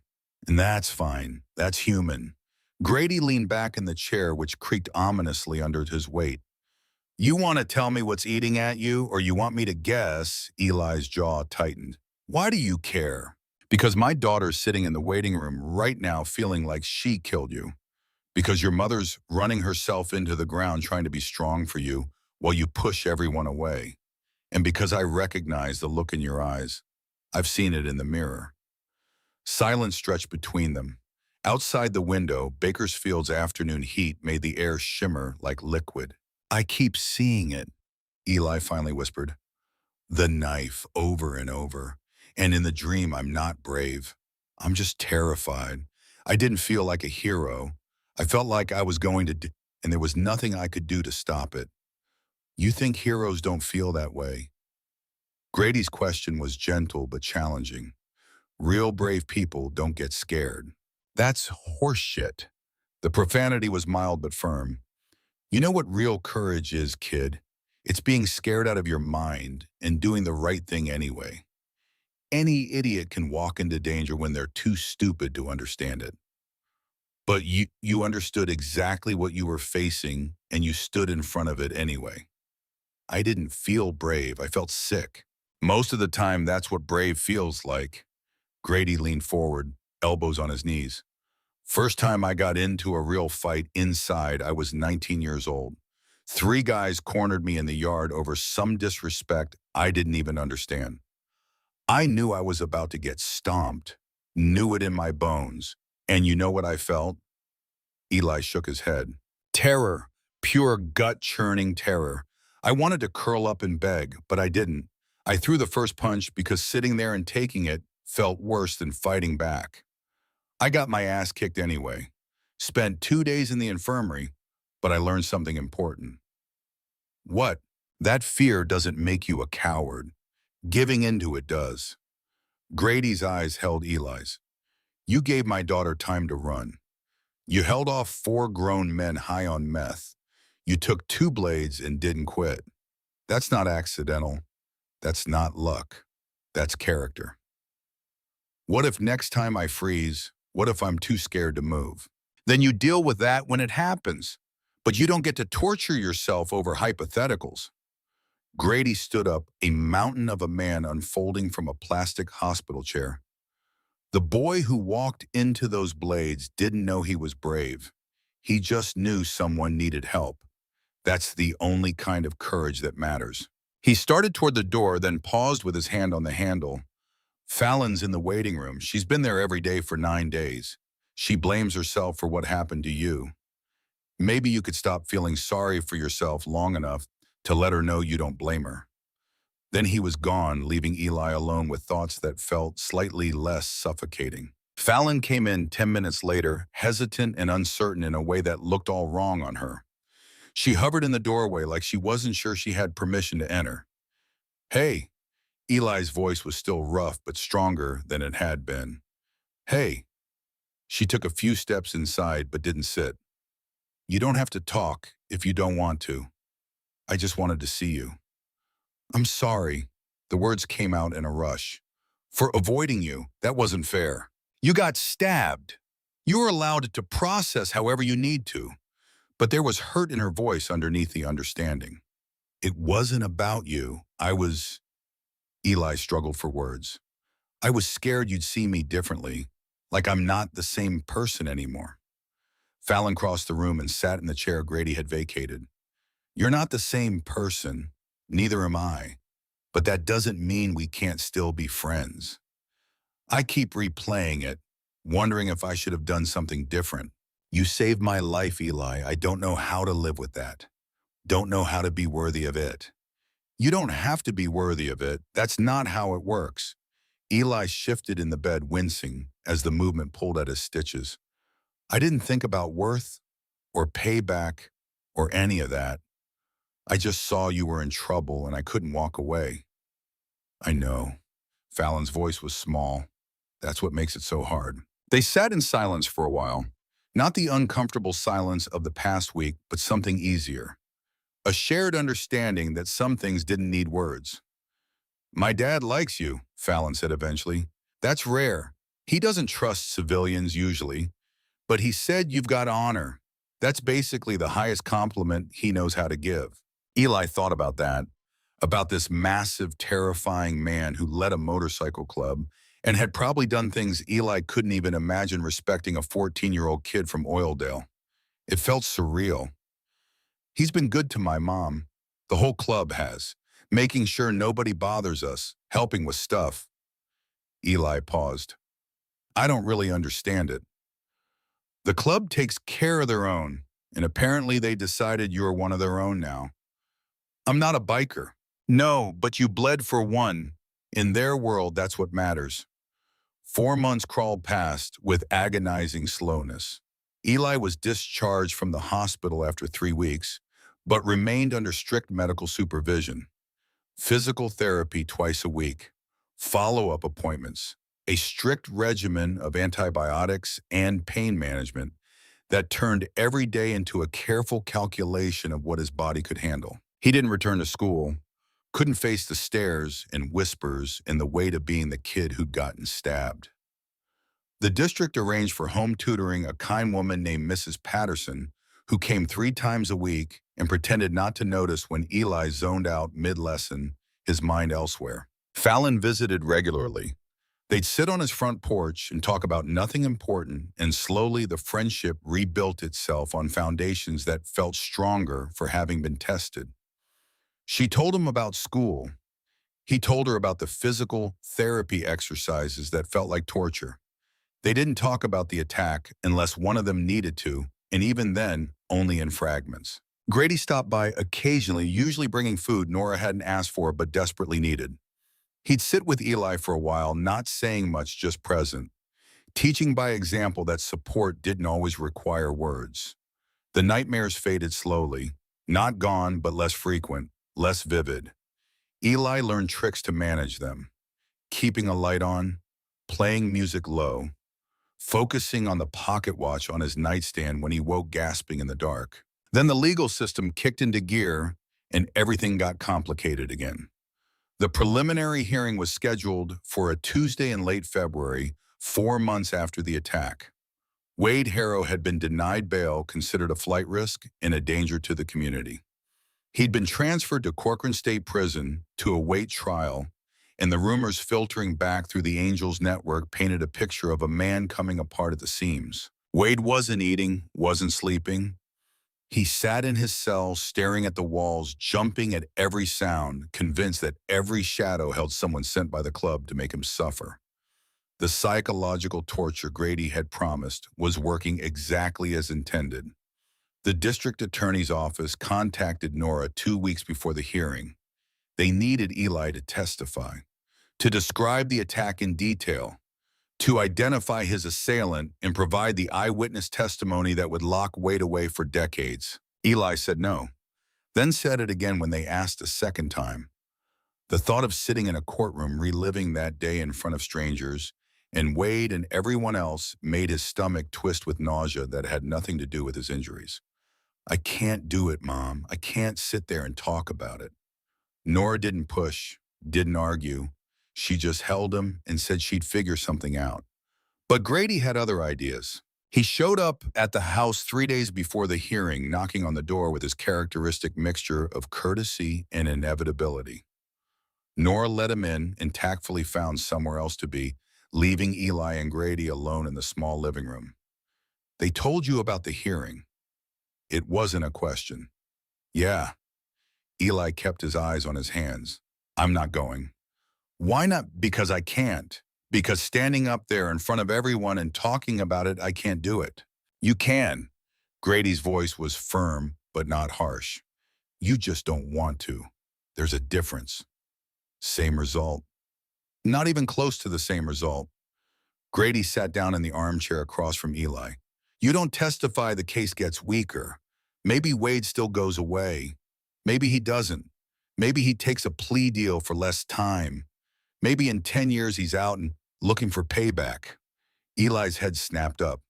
You're trying to scare me into testifying. I'm trying to make you understand that this isn't over just because you survived the knives. Wade made a choice to hurt you. Now you have to make a choice. Let him off easy or make him face what he did. It's not about letting him off. It's about me not being able to sit in that room and relive the worst day of my life in front of strangers. I know it's hard. I know it's going to hurt.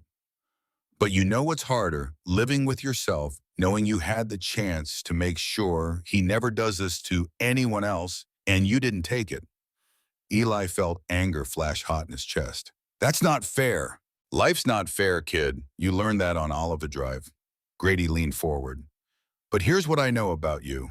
When it mattered, when Fallon needed someone to stand between her and danger, you didn't hesitate. You didn't run. You stood. This is the same thing, just a different kind of standing. It's not the same. I was scared, but I didn't have time to think. This, I've got 3 days to think about it, to imagine it, to know exactly how bad it's going to be. Then use those 3 days to prepare instead of running. Grady's voice softened slightly. You don't have to do it alone. I'll be there. Fallon will be there. Your mother. The whole club if you want.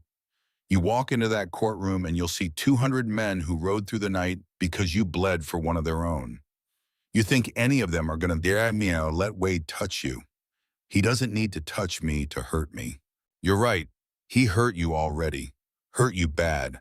But you know what takes away his power. Looking him in the eye and telling the truth. Showing him that he didn't break you. Eli wanted to argue, wanted to find a flaw in the logic, but he couldn't. Because underneath the fear and the resistance, he knew Grady was right. Running from the courtroom was just another kind of freezing. Another kind of letting fear win. What if I can't do it? What if I get up there and fall apart? Then you fall apart and we put you back together. But at least you tried. Grady stood up. I'm not going to force you, Eli. Nobody can make you testify if you don't want to. But I'm asking you to think about why you stood in front of those blades in the first place. Then ask yourself if that reason changed. The Kern County Superior Courthouse was a brutal modern building, all concrete and glass, in the aesthetic warmth of a prison. The courtroom itself was packed by 9 in the morning, every wooden bench filled with a mix of reporters, curious locals, and the unmistakable presence of the Hells Angels. The left side of the gallery held civilians. Nora sat in the front row, her hands twisted together so tightly her knuckles had gone white. Behind her, reporters with notebooks and a few local busybodies who treated court proceedings like free entertainment. The right side of the courtroom was a sea of black leather. 28 angels occupied the benches in absolute silence, their presence transforming the space into something that felt less like a legal proceeding and more like a judgment from an older, harsher code. Grady sat in the front row next to Callan. Both men in their full cuts, the death's head patches seeming to stare at everyone and no one. The bailiff, a heavy-set man with 20 years on the job, stood straighter than usual. His hand rested near his belt, but he knew better than to see the bikers as a threat. They'd passed through the metal detectors without complaint, checked their knives at security, and taken their seats with the kind of discipline that made it clear they were here for a specific purpose. At 9:30, the side door opened, and Eli was wheeled into the courtroom. He'd refused the wheelchair, initially stubborn and proud, but the walk from the parking lot had left him winded and his stomach screaming in protest. Pride wasn't worth collapsing in front of everyone. Fallon pushed the chair. She dressed carefully, wearing the same jeans she'd worn that day, washed now, but still carrying the ghost of bloodstains that wouldn't quite come out in a simple black shirt, a silent testament to what they'd survived together. As they came through the door, something remarkable happened. The 28 angels on the right side of the gallery stood up in perfect unison. The sound of boots on hardwood was like thunder. They didn't applaud, didn't speak, just stood in absolute silence, a wall of respect and recognition. Eli's breath caught. He'd known they'd be here, but seeing it was different. Feeling the weight of their regard, understanding what it meant in their world to earn this kind of acknowledgement. The gesture said more than words could, "You are one of ours. We stand for you." Judge Patricia Morrison, a severe woman with steel gray hair and 30 years on the bench, looked at the bikers with an expression that suggested she was calculating whether to order them to sit or let the moment play out. She chose wisdom over protocol. "Please be seated." The angels sat as one. The sound echoed. Eli was wheeled to a position beside the prosecutor's table. Richard Sterling, the district attorney, was a polished man in his late 40s who'd built a career on putting away violent criminals. He leaned down to speak quietly to Eli. "You ready for this?" Eli nodded because speaking felt impossible. His mouth was dry as sand. "All rise!" The bailiff's voice cut through the murmurs. "The case of the state of California versus Wade Harrow. Charges of attempted murder, aggravated assault with a deadly weapon, and assault of a minor." The side door opened again. Two corrections officers brought Wade into the courtroom in shackles and an orange jumpsuit that hung off a frame that had lost at least 30 pounds. Wade looked like a corpse that hadn't gotten the memo it was dead. His skin had a grayish pallor. His eyes were sunken into dark hollows. His hands trembled constantly, a fine motor shake that suggested either withdrawal or psychological collapse. When Wade's eyes swept the courtroom and landed on the wall of bikers, he made a sound. Not quite a scream, more like a whimper that had clawed its way out of a shattered psyche. His knees buckled. The corrections officers had to physically hold him upright. "Mr. Harrow, please take your seat." Judge Morrison's voice was ice. Wade was half dragged to the defense table. His public defender, a tired-looking woman named Janet Reeves, put a hand on his shoulder in what might have been reassurance. Wade flinched away from the touch. "The prosecution may call its first witness." Richard Sterling stood. "Your Honor, the state calls Eli Dalton." This was it. The moment Eli had been dreading for 3 days. Fallon squeezed his shoulder once, then stepped back. Two court officers helped him stand from the wheelchair and navigate the 3 steps up to the witness box. Each step sent pain lancing through his abdomen, but he kept his face neutral. Wouldn't give Wade the satisfaction of seeing him hurt. The bailiff administered the oath. Eli's voice came out stronger than he'd expected. "I do." He sat carefully in the witness chair, adjusting his position to minimize the pull on his still-healing core muscles. Then he made himself look up, made himself meet the eyes of everyone in the courtroom, and found Grady's gaze. The big man gave him the smallest nod. just a fractional movement of his chin, but in that gesture was everything Eli needed. You can do this. We're here. Sterling approached with the careful courtesy of someone handling fragile evidence. Eli, can you tell the court what happened on November 15th of last year? Eli took a breath. He'd practiced this with his mother, with the victim's advocate the DA's office had assigned. He knew what he had to say, but knowing and doing were different countries separated by an ocean of fear. I was walking home with my friend Fallon Kane. We were on Olive Drive around 4:30 in the afternoon. What happened next? A car cut us off. A Chevy Impala. 4 men got out. Eli's voice stayed steady, but his hands gripped the arms of the chair. One of them had a tire iron. He said something about Fallon's father. Then they tried to grab her. What did you do? I tried to stop them. Can you be more specific? Eli's eyes found Wade across the courtroom. The man was trembling, staring at the table, refusing to look up. I threw myself at the biggest one, tried to knock him off balance so Fallon could run. It didn't work. He threw me into a fence, but I got back up and tackled the man with the tire iron. Wade Harrow. You tackled Mr. Harrow. Yes, I held on to his legs so Fallon could get away. She ran, but then Eli's voice caught. The memory was right there, vivid and immediate. He pulled out a knife, switchblade, about 6 inches. The courtroom was absolutely silent. Even the reporters had stopped writing, caught in the raw honesty of Eli's testimony. What happened with the knife, Eli? I tried to protect my face. The blade went through my forearm. Then I dropped my guard, and he stabbed me in the stomach. Upward thrust. I felt it go in. Eli's hand moved unconsciously to his abdomen, to where the scar tissue pulled tight under his shirt. I looked down, and there was blood everywhere. My blood. I couldn't breathe right. Everything got cold. Did Mr. Harrow say anything? He asked if I wanted to die for some biker's kid I barely knew.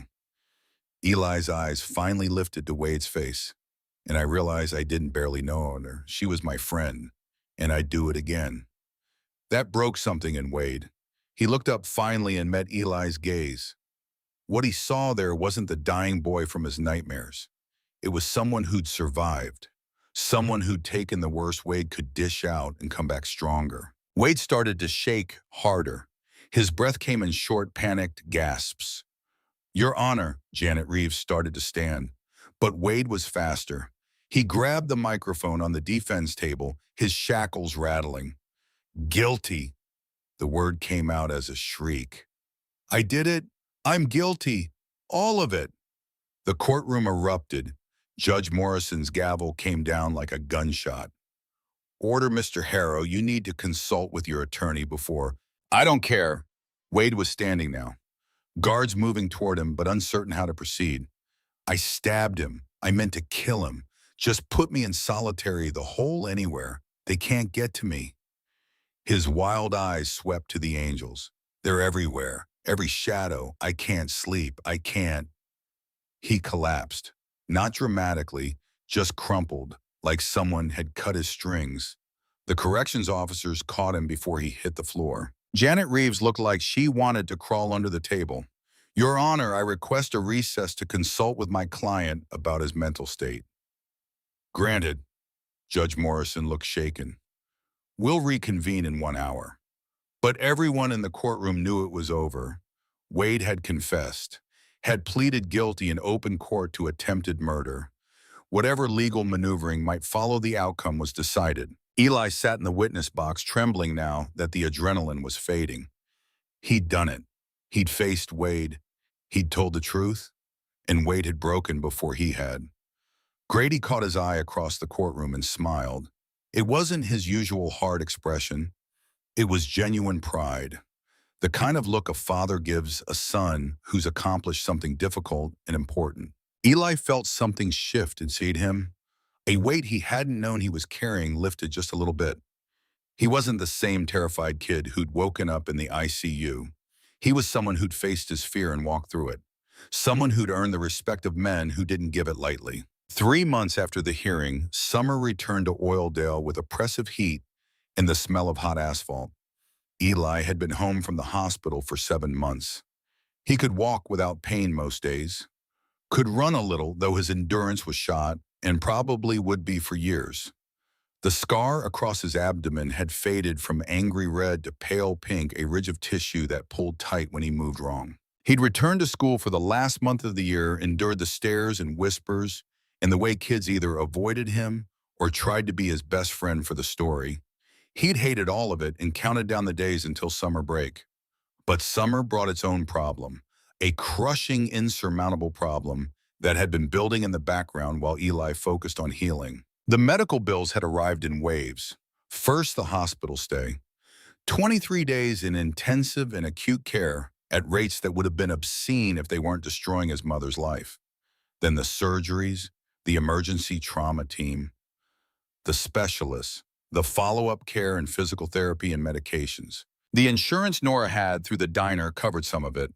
Not enough, not even close.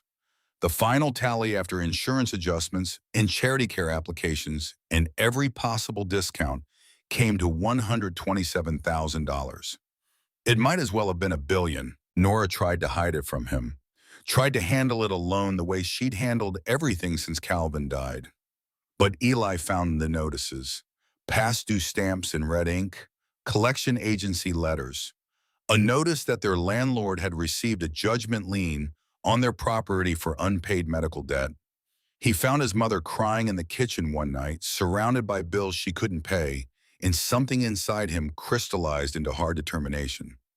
"I'm getting a job," he said. Nora looked up, her face blotchy and exhausted. "Baby, you're 14, and you're still recovering. I'm well enough to work. Henderson would probably take me back at the hardware store.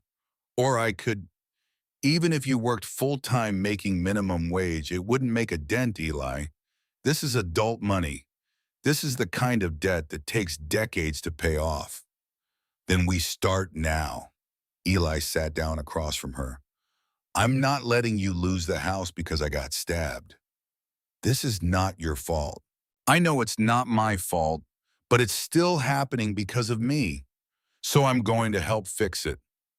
They argued in circles for an hour. Nora insisted he focus on school. Eli insisted he'd already lost half a year and could catch up while working. They finally reached an exhausted stalemate where neither convinced the other, but both were too tired to keep fighting. Eli lay in bed that night thinking about the numbers, thinking about his mother's red eyes and the weight she carried in the fundamental unfairness of being punished financially for surviving. Then he thought about the Hells Angels, about the 200 men who'd stood watch at the hospital, about Grady's quiet presence and the way the club took care of their own. And he made a decision that terrified and excited him in equal measure. The next morning, he borrowed his mother's phone and called Grady's number, the one the big man had written on a scrap of paper and left on their kitchen table weeks ago, saying, "If you need anything." Grady answered on the second ring. "Yeah, it's Eli, Eli Dalton. I know who you are, kid. What's up? I need to talk to you in person. It's important. You okay? Something wrong?" "I'm fine. I need to ask you something. Can I come by?" There was a pause, then, "You know where the clubhouse is?" No. "I'll pick you up. 20 minutes. Grady pulled up to the house on his Road King exactly 20 minutes later. Eli had never been on a motorcycle before. The vibration of the engine between his legs felt alien and exciting. Grady handed him a helmet that was way too big and told him to hold on tight. They rode through Oildale in the late morning heat, the wind tearing at Eli's clothes, the world blurring into something immediate and visceral. Grady didn't go to the clubhouse. He took them to a small garage on the industrial side of town, a nondescript building with a hand-painted sign that read, "Kane Custom Motors." Inside the garage was a temple to mechanical precision. Motorcycles in various states of assembly filled the space. Tools hung on pegboards with the kind of organization that spoke to a craftsman's mind. The smell of oil and metal and leather was overwhelming. Grady killed the engine and dismounted. "This is my shop. What I do when I'm not riding. What did you want to talk about?" Eli took off the too big helmet, his hair sticking up in awkward spikes. The medical bills from the hospital, it's more than my mom can pay. A lot more. We're going to lose the house. Grady's expression didn't change. How much? After insurance, 127,000. The number hung in the air between them, a debt so large it felt abstract. I want to work it off, Eli said quickly before he lost his nerve. I'm not asking for charity. I'm asking for a job. Here at your shop. I'll do anything. Sweep floors, organize parts, learn to work on bikes. I don't care, but I need to help my mom, and I can't do it making $9 an hour at the hardware store. Grady studied him for a long moment. You know I could just write a check for that. I know, but I'm not asking you to. I'm asking you to let me earn it. Why? Because I chose to stand in front of those knives, and I'm choosing to deal with what came after. I don't want to be rescued. I want to fix it myself. Grady's face did something Eli had never seen before. The hard edges softened into something that might have been respect or recognition or both. You ever work on engines before? My dad showed me some stuff before he died. Basic maintenance, oil changes, nothing serious. You're 14. State says you can't work more than certain hours, and you're still healing. I'll work within the limits, and I'll be careful with my body, but I need this Mr. Kane. I need to feel like I'm doing something instead of just being a victim who got lucky. Grady walked over to a workbench, picked up a wrench, turned it over in his massive hands. I'm not going to let your mother lose her house, Eli, with or without you working for it. The club owes you a debt. We pay our debts. I don't want, I know what you don't want. You're making that real clear. Grady turned back to face him. But here's what I want you to understand. You didn't just take a blade for my daughter. You showed me something about character that I don't see often. Not in my world, not anywhere. He crossed back to where Eli stood. So here's the deal. The club's already planned a poker run for next month.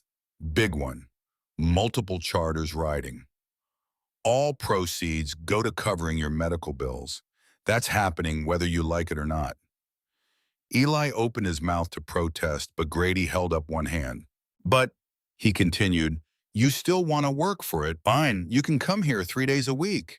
I'll teach you how to work on bikes, real work, not scrubbing floors.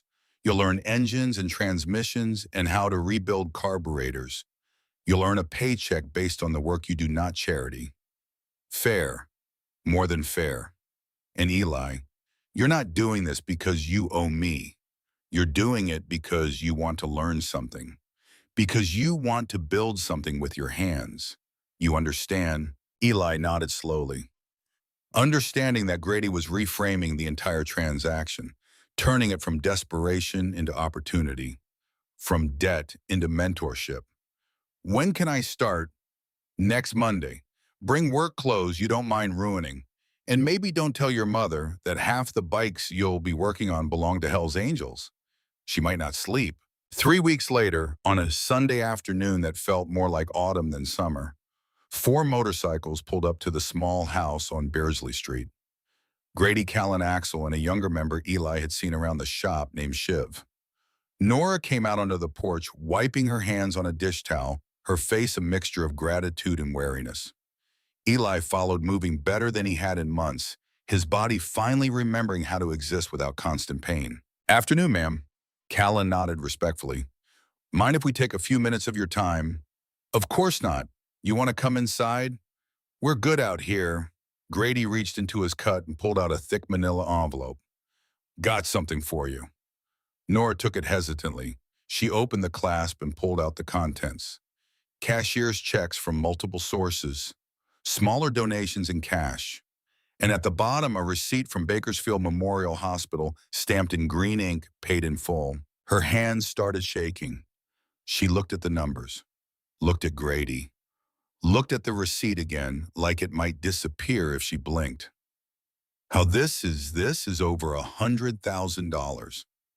Poker run last weekend, went up into the mountains. Angels from all over the state wanted to buy in. Turned into a bigger thing than we planned. Grady's voice was matter of fact, like he was describing the weather. People wanted to support the kid who held the line. Nora's knees gave out.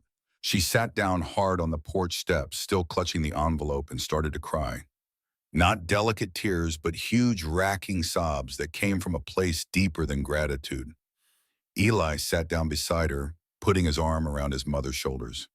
He looked up at Grady with something fierce and complicated in his eyes. Thank you. I don't know how to... You already thanked us, Callan interrupted. On Olive Drive.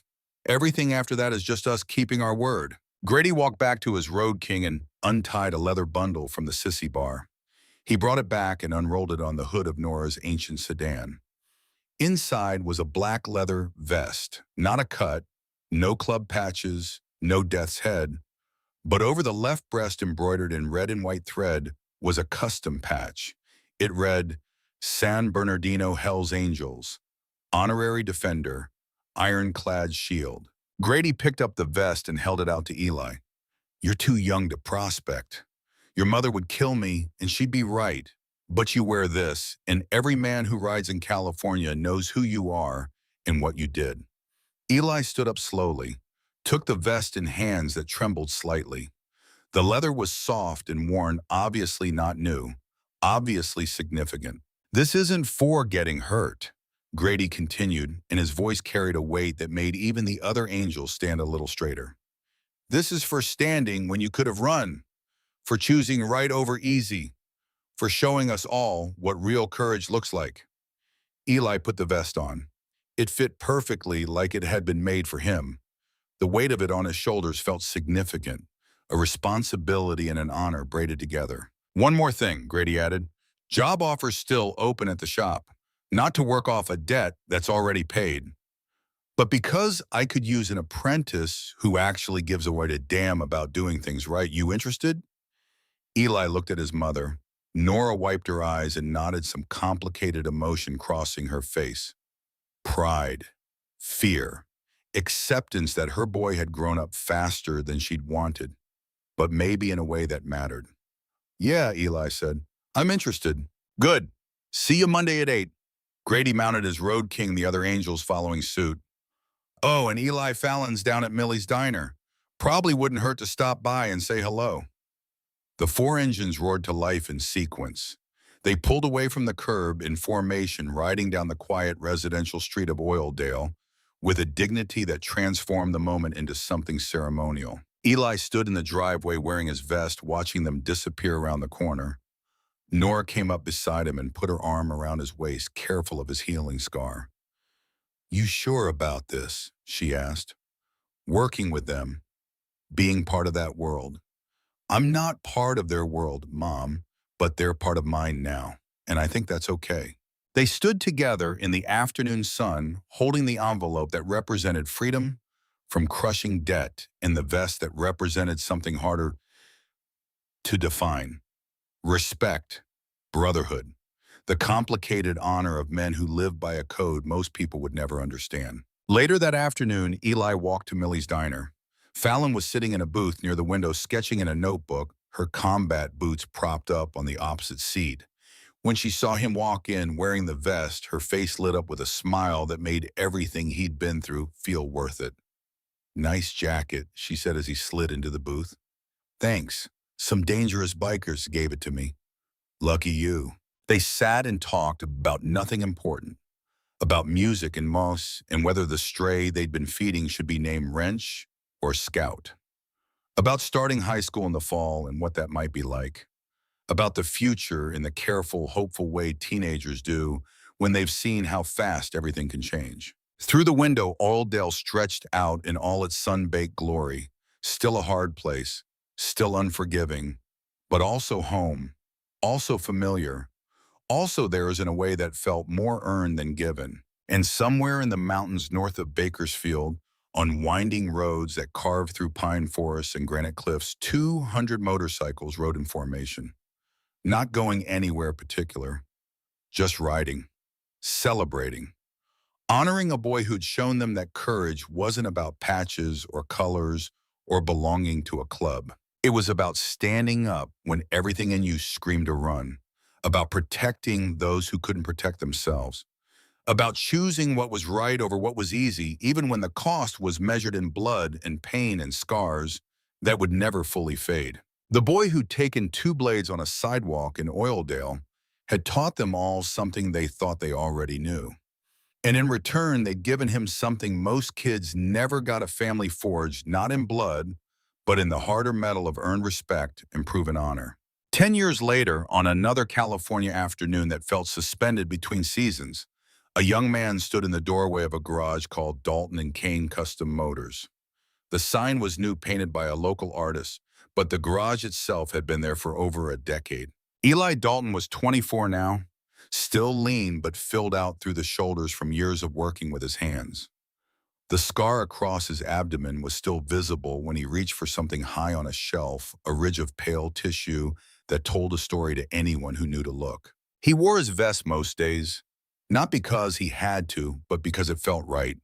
The patches had aged with him, the leather, soft and worn, the embroidered letters faded but still legible.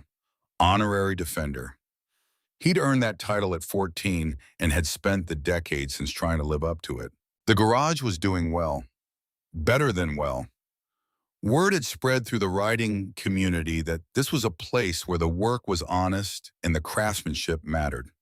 Angels still brought their bikes here, but so did civilians. Weekend riders and commuters, and anyone who wanted their machine treated with respect. Fallon worked the front desk most days when she wasn't taking classes at Bakersfield College. They dated for a while in high school, decided they were better as friends, and settled into a partnership that felt more sustainable than romance. She handled the business side while Eli handled the wrenches. It worked. Grady Grayer now, but no less formidable, stopped by most afternoons to drink coffee and supervise projects with the critical eye of a master watching his apprentice become a craftsman. He'd officially retired from active club duties, but still wore his colors and still commanded respect without effort. On this particular afternoon, a boy walked into the garage pushing a bicycle with a broken chain. He couldn't have been more than 12, skinny, nervous, the kind of kid who'd learned to be invisible. Eli looked up from the soft tail he was rebuilding, wiped grease from his hands and smiled. Chain came off. Yeah, I don't know how to fix it. Let's see what we're working with. Eli knelt on the shop floor, his movements practiced and sure, and examined the bicycle. The master link was worn through, same as it had been on a Schwinn cruiser 10 years ago on a sidewalk in Oildale. Some patterns repeated, some lessons got passed forward. This is an easy fix, Eli said, reaching for his toolbox. I can show you how to do it yourself if you want. So next time you won't need help. The boy's eyes lit up. Really? Really? Pull up that stool. This'll take about 5 minutes. As Eli worked explaining each step, showing the kid how to thread the chain and replace the master link and check the tension, he caught sight of his father's pocket watch sitting on the workbench. He'd had it repaired years ago. It kept time now ticking steadily, but he still carried it more as a reminder than a timepiece. Do what's right, not what's easy. The words had cost him blood and pain and months of recovery, but they'd also given him purpose.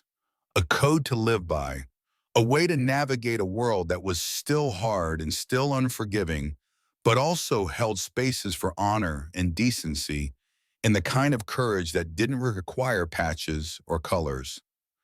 Just a choice, made again and again, to stand instead of run, to help instead of ignore, to be the kind of man who made the scared, invisible kids feel seen. The bicycle chain clicked into place. The boy spun the pedals, experimentally grinning when everything moved smooth and quiet. Thanks, mister. What do I owe you? Nothing. It's a master link. Come back if you need help with anything else. The kid rode away, wobbling slightly on fresh repairs, and Eli went back to his work. The soft tail wasn't going to rebuild itself, and he had standards to maintain. Grady had taught him that. Excellence wasn't accidental. It was a choice you made with every turn of a wrench, every adjustment, every detail that mattered. Through the open bay door, California sunshine painted everything gold. Somewhere in the distance, a motorcycle engine roared to life, that distinctive Harley rumble that Eli knew like his own heartbeat. The sound made him smile. He'd started with a broken bicycle chain and a girl who needed help. He'd bled for it, fought for it, survived it. And on the other side of all that pain and fear, he'd found something most people spent their whole lives searching for: a place to belong, a purpose worth the cost, and the quiet, certain knowledge that when the moment came to choose between right and easy, he'd always know which path to take. The vest hung on a hook near the workbench, leather worn soft by time and use. Honorary defender, ironclad shield. Words that meant something because they'd been earned the hard way. The only way that ever really mattered. And in a town called Oildale, where the heat was brutal and the streets were hard and reputation was the only currency that counted, a boy who'd taken two blades and refused to quit had become a man who taught scared kids how to fix broken chains and stand a little taller. The story that started with blood on asphalt ended with grease under fingernails and the steady, patient work of building something that would last.